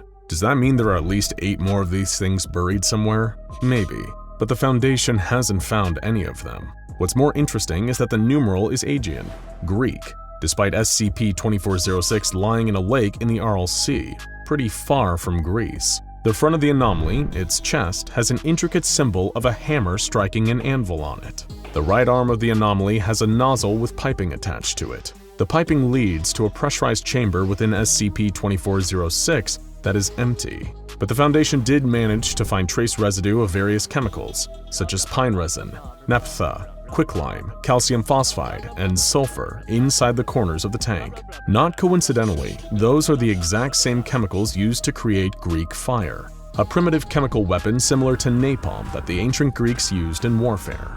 Between this and the Aegean numeral, the Foundation judged that SCP-2406 was almost definitely constructed in Greece and brought here for some reason. The left arm of the anomaly isn't attached to it. In fact, initial reports said it was torn off at the shoulder and couldn't be found with the rest of it, but it seems that the Foundation managed to recover it since, detailed in one of the addenda in the file. Chemicals weren't the only thing they found inside SCP-2406. When they busted the main access plate open, researchers found something decidedly more morbid. 6 different human skeletons located inside its torso area were removed and cataloged before being carbon dated to 1100 BC, over 3,000 years old. And they were all wearing an extremely strange set of armor. While it looked Greek, it was made of a strange lead-copper alloy and filled with asbestos lining. Presumably, the armor was designed to absorb the radiation put out by SCP-2406's reactor. There were also tubes from the helmets leading to the outside, so they could breathe safe air. One of the levers pumped water into the tubes so that the pilots didn't die of thirst, and another tube was near the groin, probably so they could pee. Seems like the designers ensuring that whoever was piloting SCP-2406 could do so for hours or days. The Foundation ensured through testing that SCP-2406 doesn't work. The limbs don't move, and many of the levers have rusted or broken. All of that damage from disuse is repairable, but there is even more extensive damage from combat.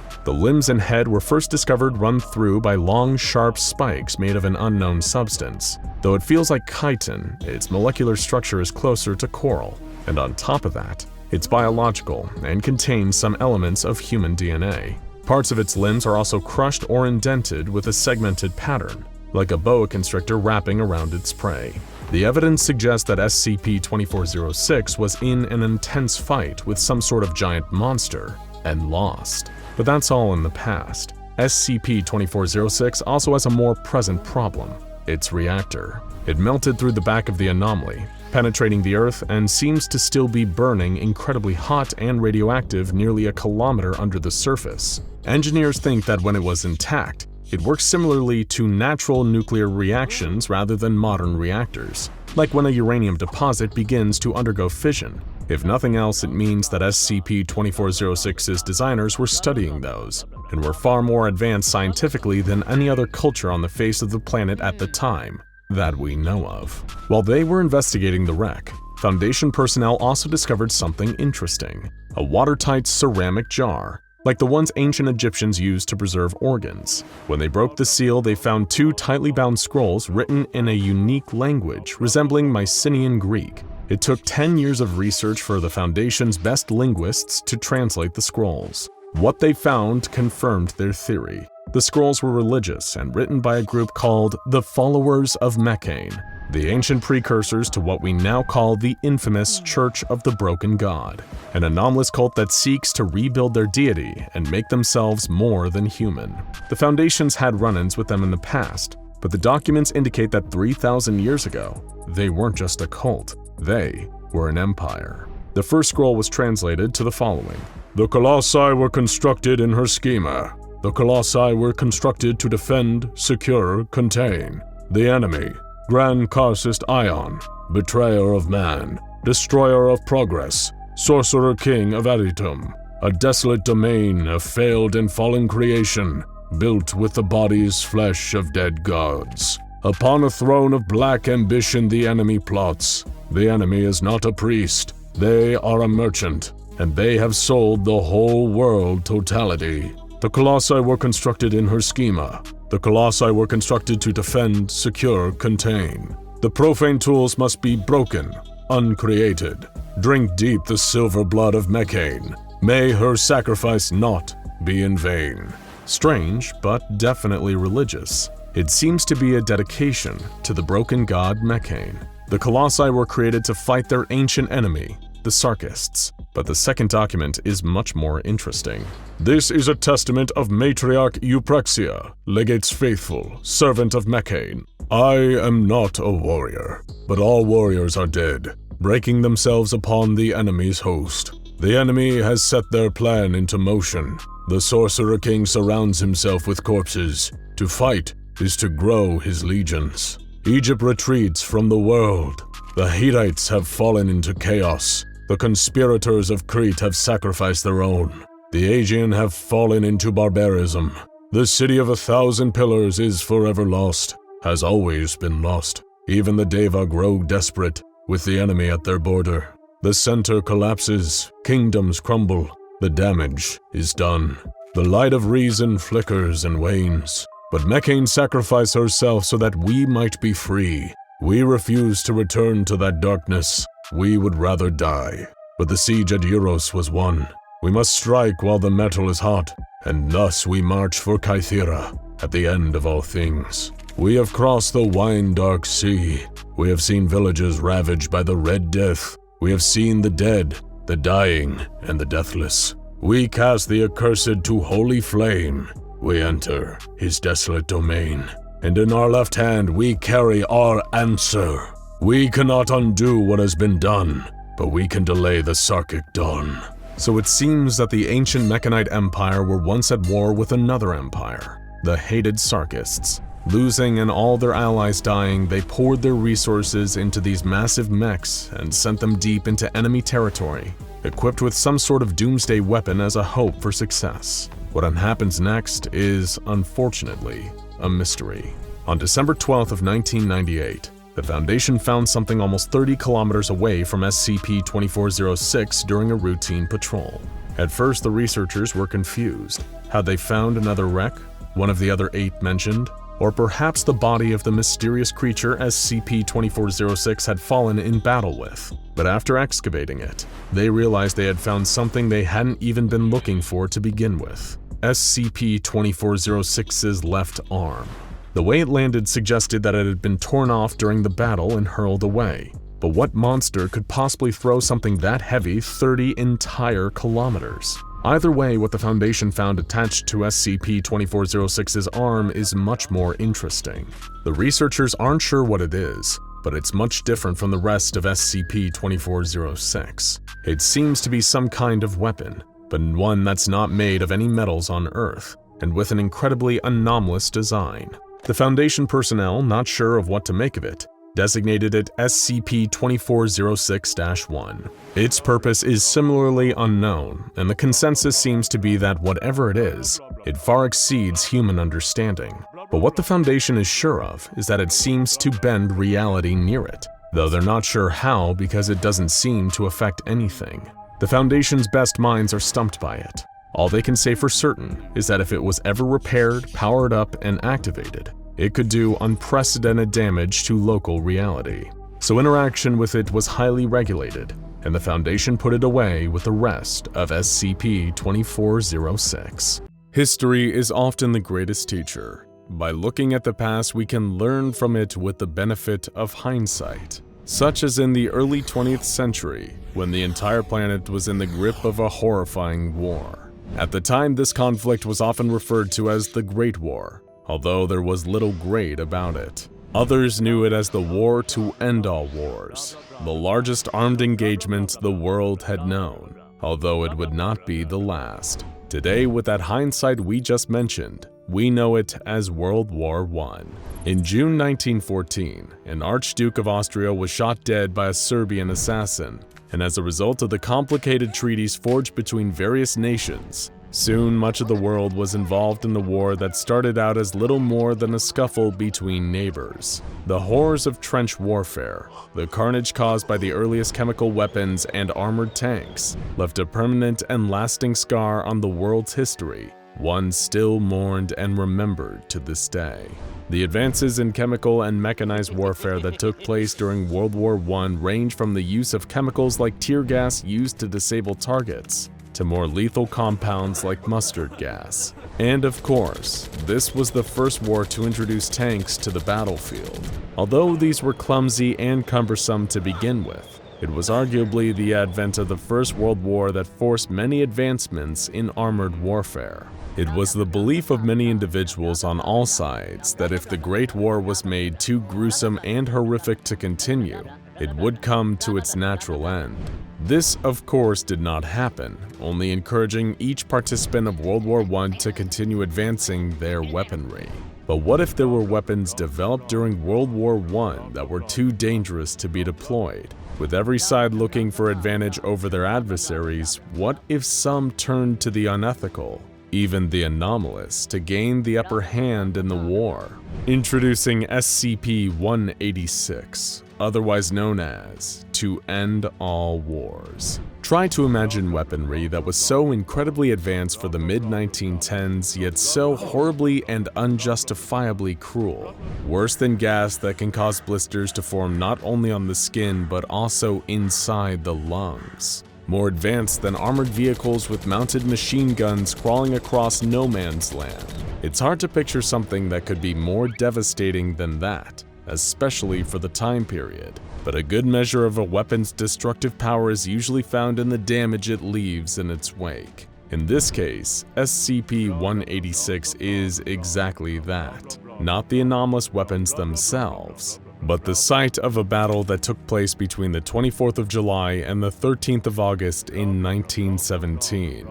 The event became known as the Battle of Husiatin Woods, but you won't find any mention of it in the history books. Any and all records of the battle had been secretly expunged by the SCP Foundation, and their own archive is now the only place where someone can find the details of what happened over those few weeks. The engagement took place between the German Imperial Army and forces belonging to Russia's provisional government, a small skirmish in comparison to the enormity of many battles of the First World War.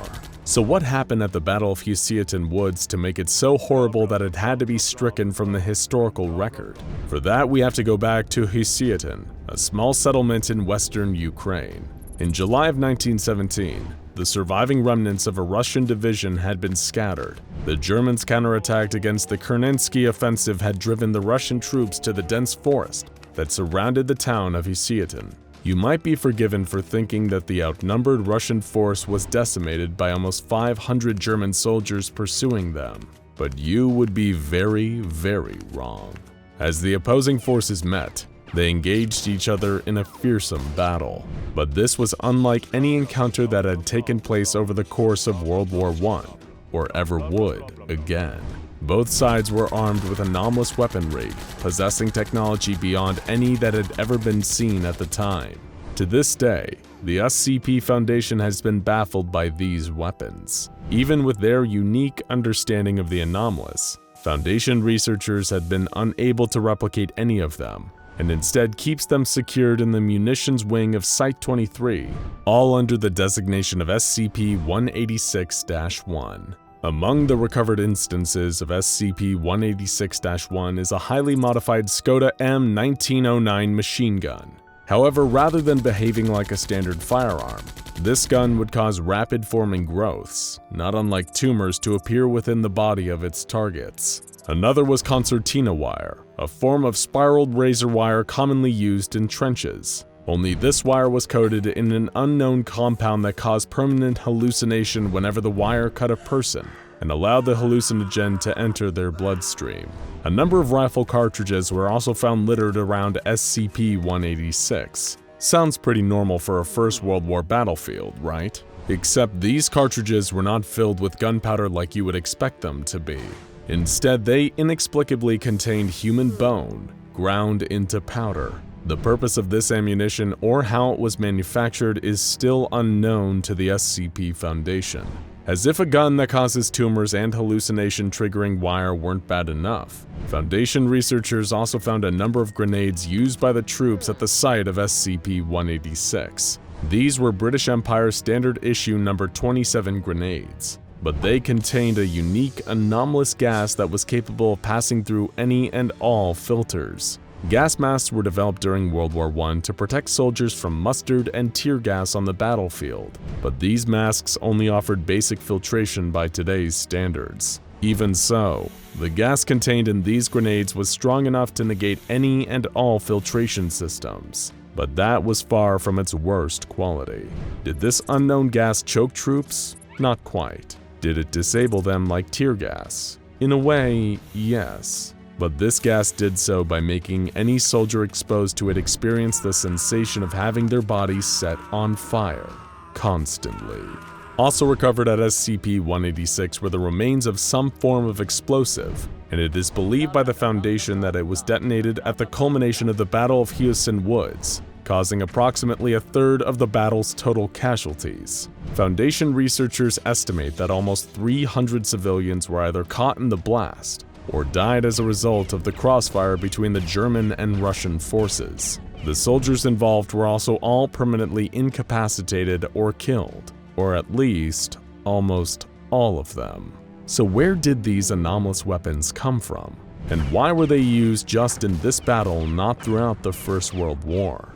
According to records kept from the public by the SCP Foundation, the German troops in the Hewson Woods were accompanied by a Hungarian advisor to their military named Matthias Nemes. Under his orders, they specifically targeted and tracked the Russian division that was retreating from them, who were similarly accompanying a French scientist, Dr. Jean Durand.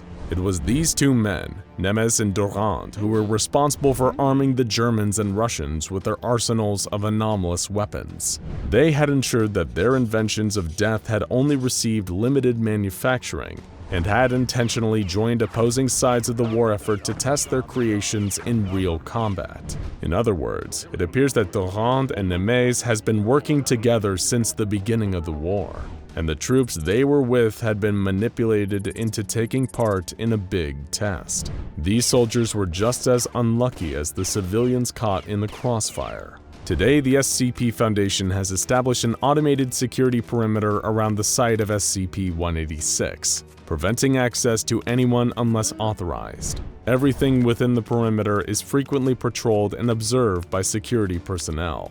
Why the need for so much security at an old battleground?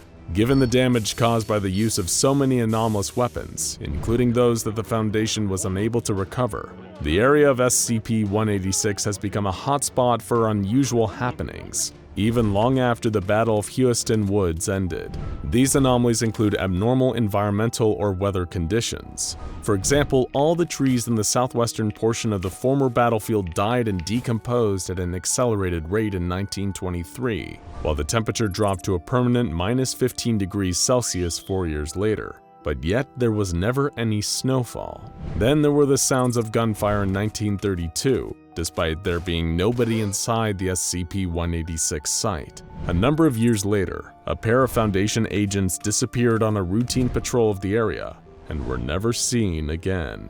Of course, 23 years after the end of the war to end all wars, the world was plunged into chaos and found itself at war once again.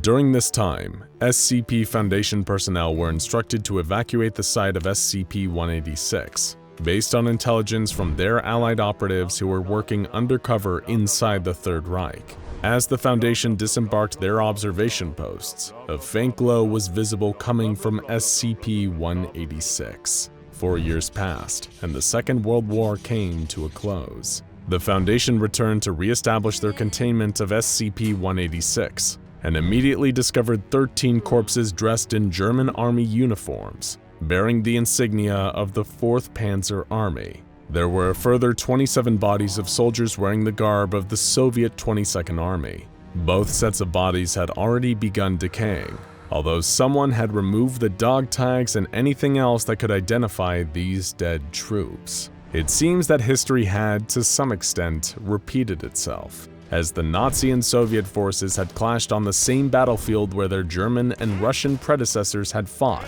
during the Battle of Houston Woods. Years later, in 1959, a large sinkhole formed in the northeast portion of SCP-186. 4 men were found wandering nearby, all extremely disoriented, wearing decomposing military uniforms. Were they lost survivors of the Nazi-Soviet battle? No.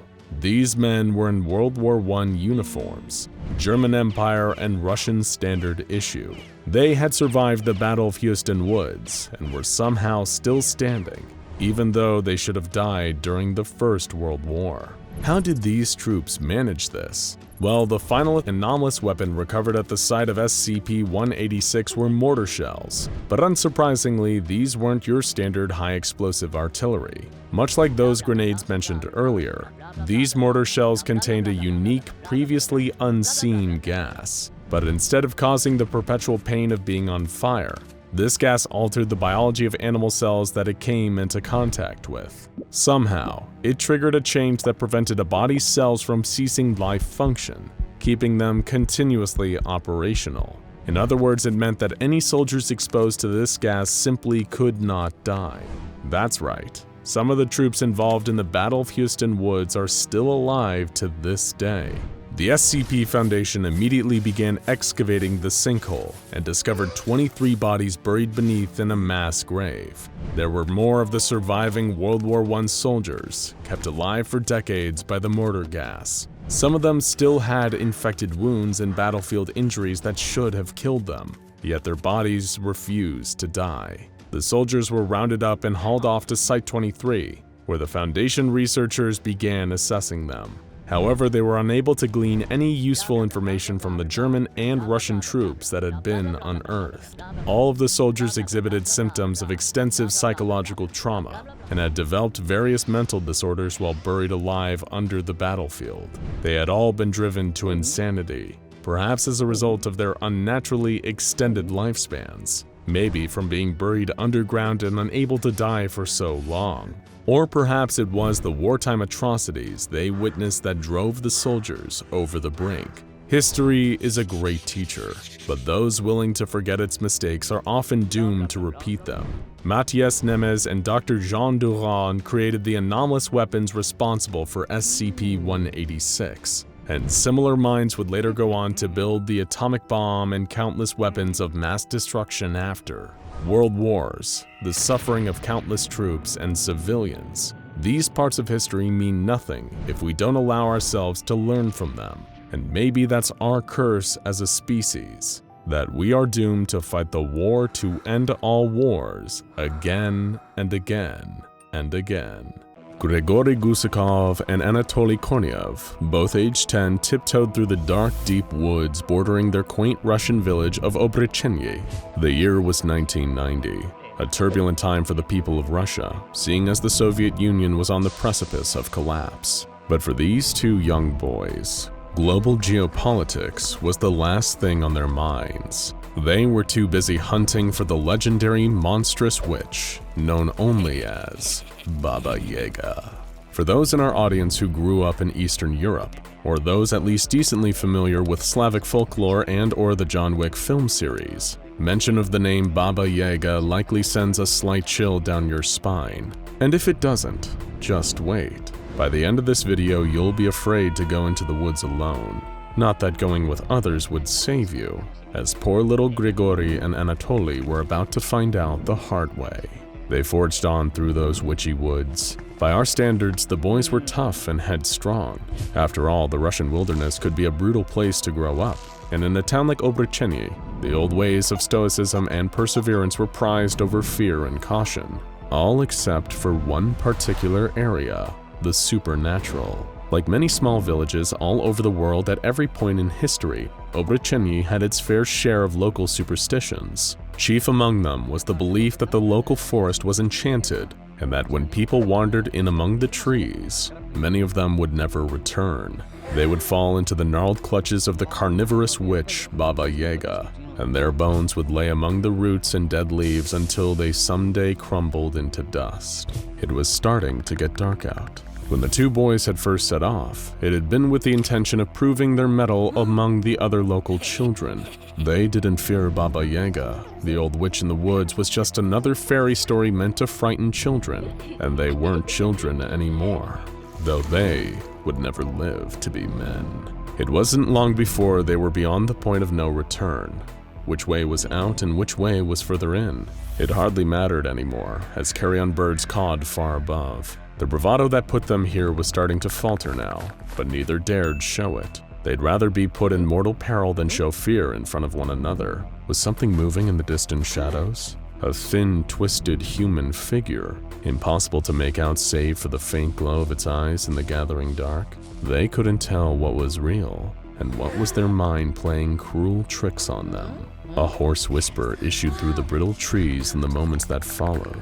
It was an ancient voice, a voice that had echoed in the nightmares of generations, a voice that had seen centuries. It spoke in an older Russian dialect that neither of the young boys could understand, but somehow, the essence of its message still rung clear in their hearts and minds. Welcome, little children, to my forest. Here your lives are forfeit. You are my property. I look forward to chewing the tender meat of your young bones. That was all they needed to hear to start running. Grigory and Anatoly turned and fled, screaming for help into the darkness of the forest. Both gasped as they ran through what seemed to be a giant spiderweb. They spat and spluttered, trying to swat away the silky strands as they ran from the voice. Little did they know, what they'd just run through was no spiderweb. They tried to press on, but their footsteps slowed. The forest was changing around them, twisting, shifting, sparkling. What had seemed terrifying before was suddenly, oddly, beautiful. The two boys just stood and watched as the forest turned into a gorgeous Technicolor light show, unlike anything they'd ever seen before. Strange figures hopped and danced through the foliage. One tall figure approached them out of the trees, a beautiful, fair-haired maiden. The two boys were entranced by her, their hearts filled with pure golden light. Why were they running before? They couldn't even remember. They just smiled as the woman approached them in her long, flowing dress, smiling back. She was like something out of a fairy tale. They didn't react. They didn't even realize what was happening as the jaws of the horrible, ancient old crone closed around their skulls for the last time. Grigory and Anatoly were never seen again. Just another 2 children gone missing in the woods. The latest entries on a long list of tragedies to hit the village of Obrochenyi, but they were also the straws that broke the camel's back. The villagers were sick of living in fear under the fabled witch. They would have their revenge. The men of the village gathered up their weapons and formed a hunting party. Guns, torches, knives, axes, and fury. They would slay the beast that had taken so many of their friends and their children in the woods. As soon as their forces were assembled, they charged into the forest looking for blood. With their numerical advantage and single-minded determination, it didn't take them long to find the monster in the woods. She was every bit as hideous and nightmarish as they had anticipated. A gnarled, snarling crone with long-clawed fingers and dirty fangs. They got her in their sights and prepared to open fire, but none of them were ready for Baba Yaga's counteroffensive. She moved like a leaf in a strong wind, swift and effortless. The men who'd made the mistake of getting too close to her with knives and axes tasted her terrible wrath. She tore through them with claws like iron, sank her fangs into their flesh, lifted and tossed them like rag dolls. How could she be so fast and so strong? The men were terrified. This was no mere woman. It was a true monster, squeezed into a barely human form. By the time the creature was finally incapacitated, it'd taken countless bullets and strikes. How any creature could survive such an assault was unimaginable. Several members of the hunting party were dead by this point. Others had been overtaken by a strange form of madness. A couple of them had been given to constant giggling fits or were speaking long strings of nonsense. Others had been rendered entirely catatonic by the experience. It was clear that the witch had powers beyond their understanding. They needed to return it to the village and destroy it as quickly as possible. The monster was bound and dragged back to Obrochenyi. After seeing how it bewitched some of the men, they avoided direct contact whenever possible.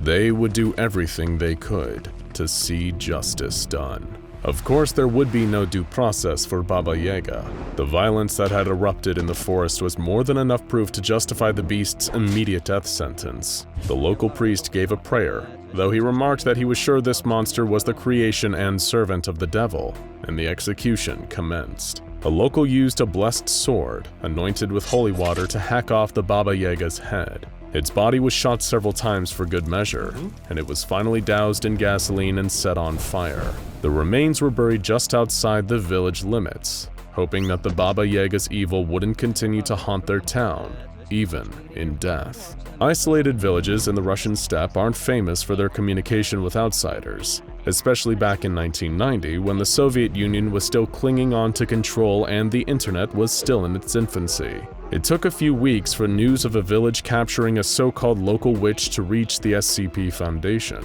After closely studying the peculiar disappearance records in the area, they sent over a detachment of field agents to investigate, and perhaps conduct a few interviews with the locals. They had no way of knowing there wouldn't be any left by the time they arrived. When the field agents reached Obrochenyi, it was already a ghost town. Not a single survivor was found, only the evidence of fresh carnage. Desiccated bodies were found in some of the village's houses, in others only body parts. A hole in the ground next to the village seemed to show evidence of some subterranean creature clawing its way back up to the top. Whatever this creature was, it clearly crawled back up from the earth and exacted bloody revenge against those who had buried it. Blood trails from some of the bodies leading back into the woods made it clear where the creature had fled to after massacring the entire village. Given the sudden increase in the situation's severity, Mobile Task Force Epsilon 6, aka the Village Idiots, were brought in to apprehend the fugitive witch. But much like the literal village idiots that had come before them, this MTF had no idea what they were up against. They entered the forest outside Obrochenyi with superior tactics and weaponry to the villagers, with orders to contain the creature at all costs. They didn't exactly know what they were searching for in the dark amongst the trees, but when the first operatives laid eyes on the twisted old crone, they almost reflexively relaxed their guard. For some of the village idiots, this would be the last mistake they ever made. Some of the operatives began to feel funny. Much like Grigory, Anatoly, and some members of the hunting party, they began to see the forest warping and shifting around them. They giggled at all the funny colors and sighed, feeling an overwhelming sense of calmness and euphoria. It was honestly the best they'd felt in years. Perhaps they were wrong about hunting the witch in here. Maybe the real anomaly here was a Russian forest that made you feel awesome when you stepped inside. While the affected agents were giggling away in their own little la-la land, Baba Yaga was bringing the pain. With the same freakish speed, strength, and ferocity that had surprised the hunting party weeks earlier, the witch was tearing through MTF Epsilon 6, ripping through hardened tactical armor with her long claws and teeth. She took shot after shot, enough tranquilizer to put down an elephant, but she kept fighting. In the end, the training and numerical superiority of the task force won out.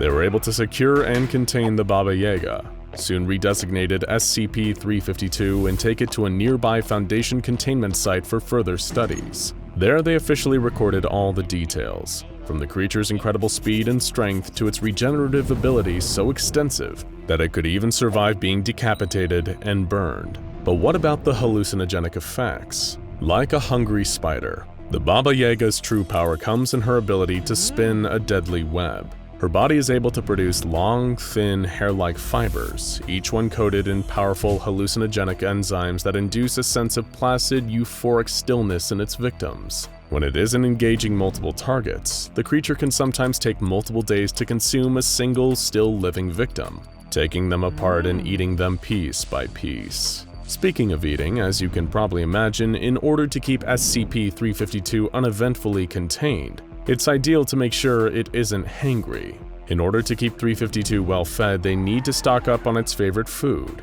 human flesh.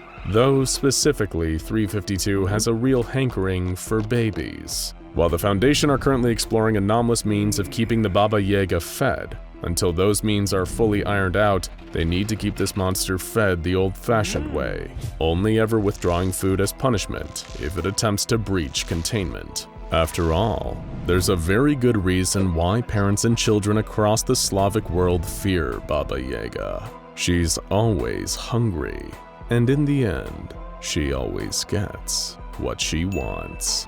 You're driving down a long highway, lost in an area you don't know too well, trying to find the right turn that'll have you heading back towards your home. You keep driving, the nighttime quiet all around you.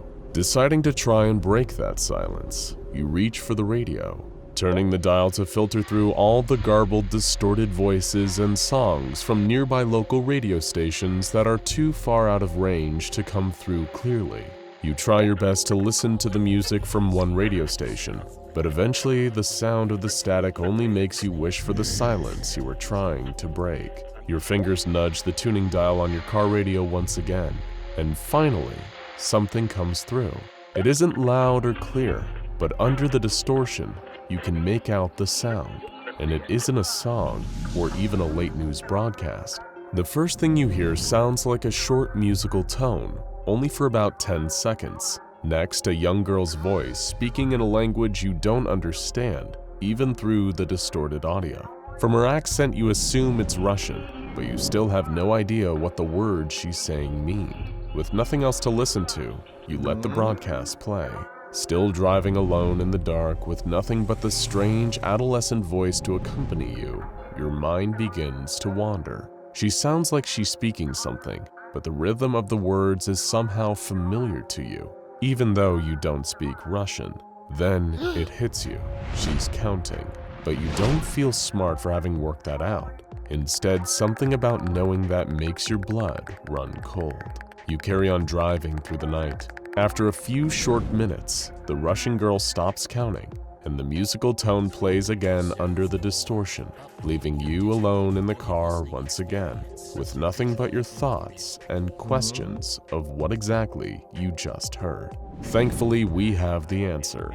What you heard was SCP-3034. Since 1964, this same broadcast has been made a vast number of times, 627 times in fact. You'd have to be within 2 kilometers of the broadcast's point of origin to hear it. where Foundation personnel have tried and failed numerous times to triangulate its source. The numbers heard recited in the SCP-3034 broadcast are actually a countdown from 200, read aloud in Russian. All Foundation staff are able to do while stationed at the nearby Provisional Site 3034 is scour radio frequencies for occurrences of SCP-3034. Checking their equipment is properly maintained and calibrated before they are eventually rotated off-site and replaced with a new group of staff.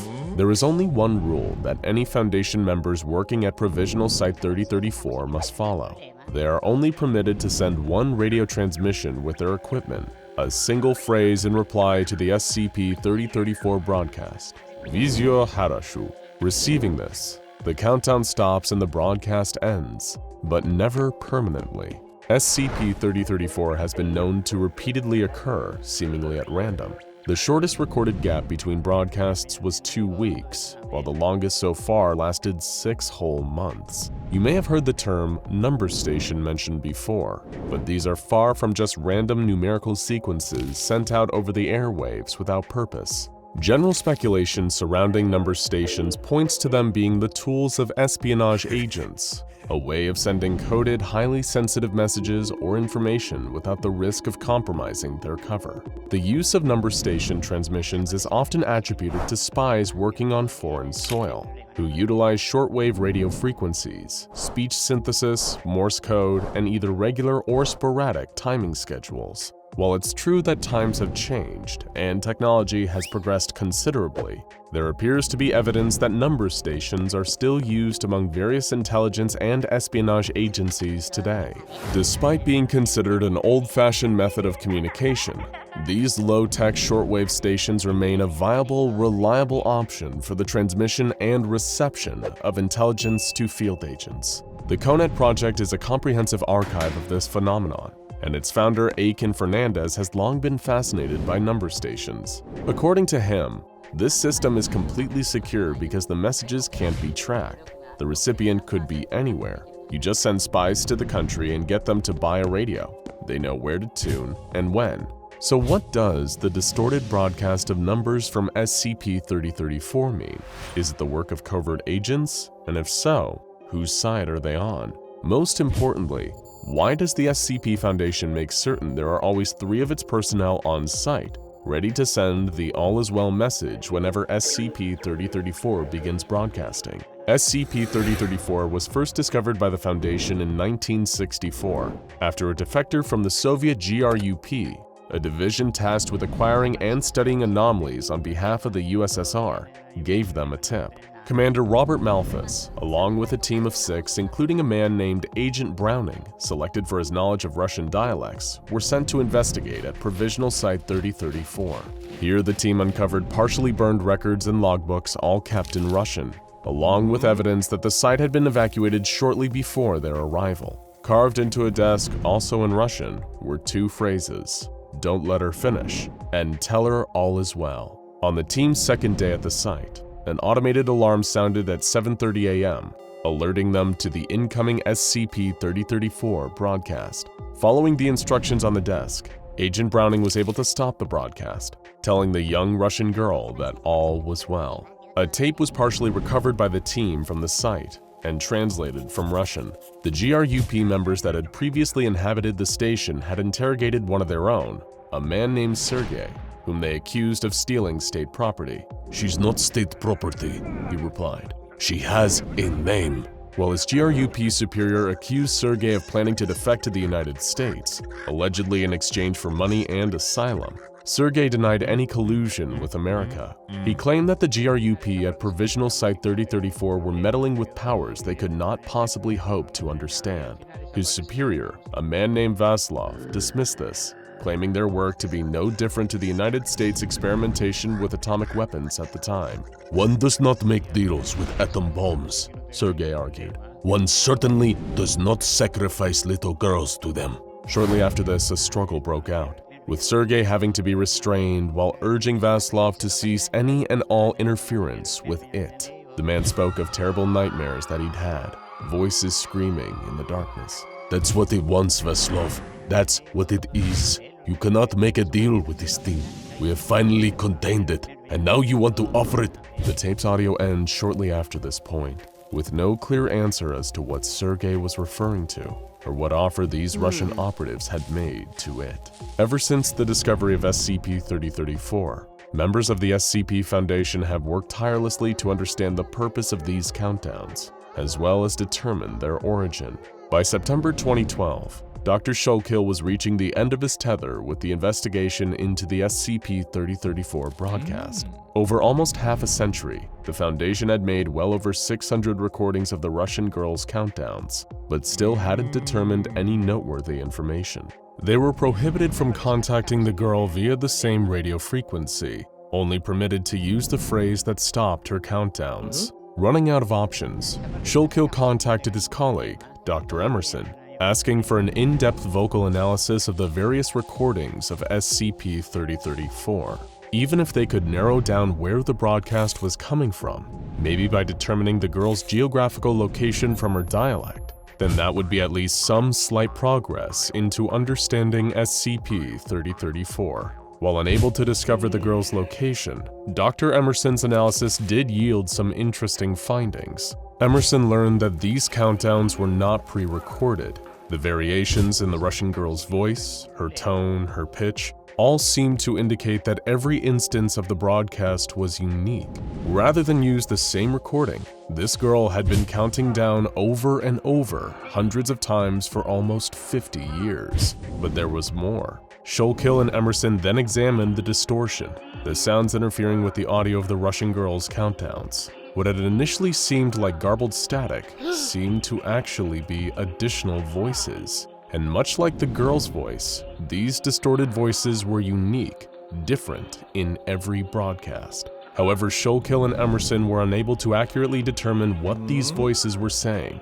Given that the girls' countdowns were always cut short by the use of the phrase, "all is well," the doctors did not have long enough samples of the audio to analyze the other distorted voices. With permission from the Foundation, the next 5 occurrences of the SCP-3034 broadcast were allowed to carry on for longer, giving the 2 doctors enough audio to determine exactly what the distorted voices were. And the results were extremely troubling. They were screams. Thousands upon thousands of children's voices endlessly screaming. Both Dr. Emerson and Dr. Shoggoth agreed that it would be best to continue responding to SCP-3034 with the correct phrase, and refused to analyze the distorted screaming audio any further. 3 years later, while stationed at Provisional Site 3034, a Foundation researcher named Dr. Uriel Willis decided to take matters into her own hands. She conducted an experiment that had not been sanctioned by the Foundation and attempted to make contact with the Russian girl giving the countdowns. Hearing Dr. Willis's voice, the girl stopped her countdown. After 5 long, painfully silent seconds, a new broadcast was heard. A piercing, high-pitched screech that caused extreme pain and dizziness to all the staff working on site. Unable to bear the disorienting sound, Dr. Willis told the girl all is well and caused the noise to stop. The following day, SCP researchers noted that there had been a significant increase in cases of missing children all around the world. A majority of these disappearances happened at the same time the screech had been broadcast and remain unsolved to this day. Dr. Willis faced disciplinary action from the SCP Foundation, and any further testing of SCP-3034 and attempts to communicate with the Russian girl were prohibited. Only one distinct change has been noted in the SCP-3034 broadcast since this incident. Almost a month later, the countdown was detected and the correct phrase given, but researchers noted that, instead of starting her countdown from 200, this time the Russian girl began counting down from 199. Nobody knows what will happen if the Russian girl's countdown is allowed to reach 0.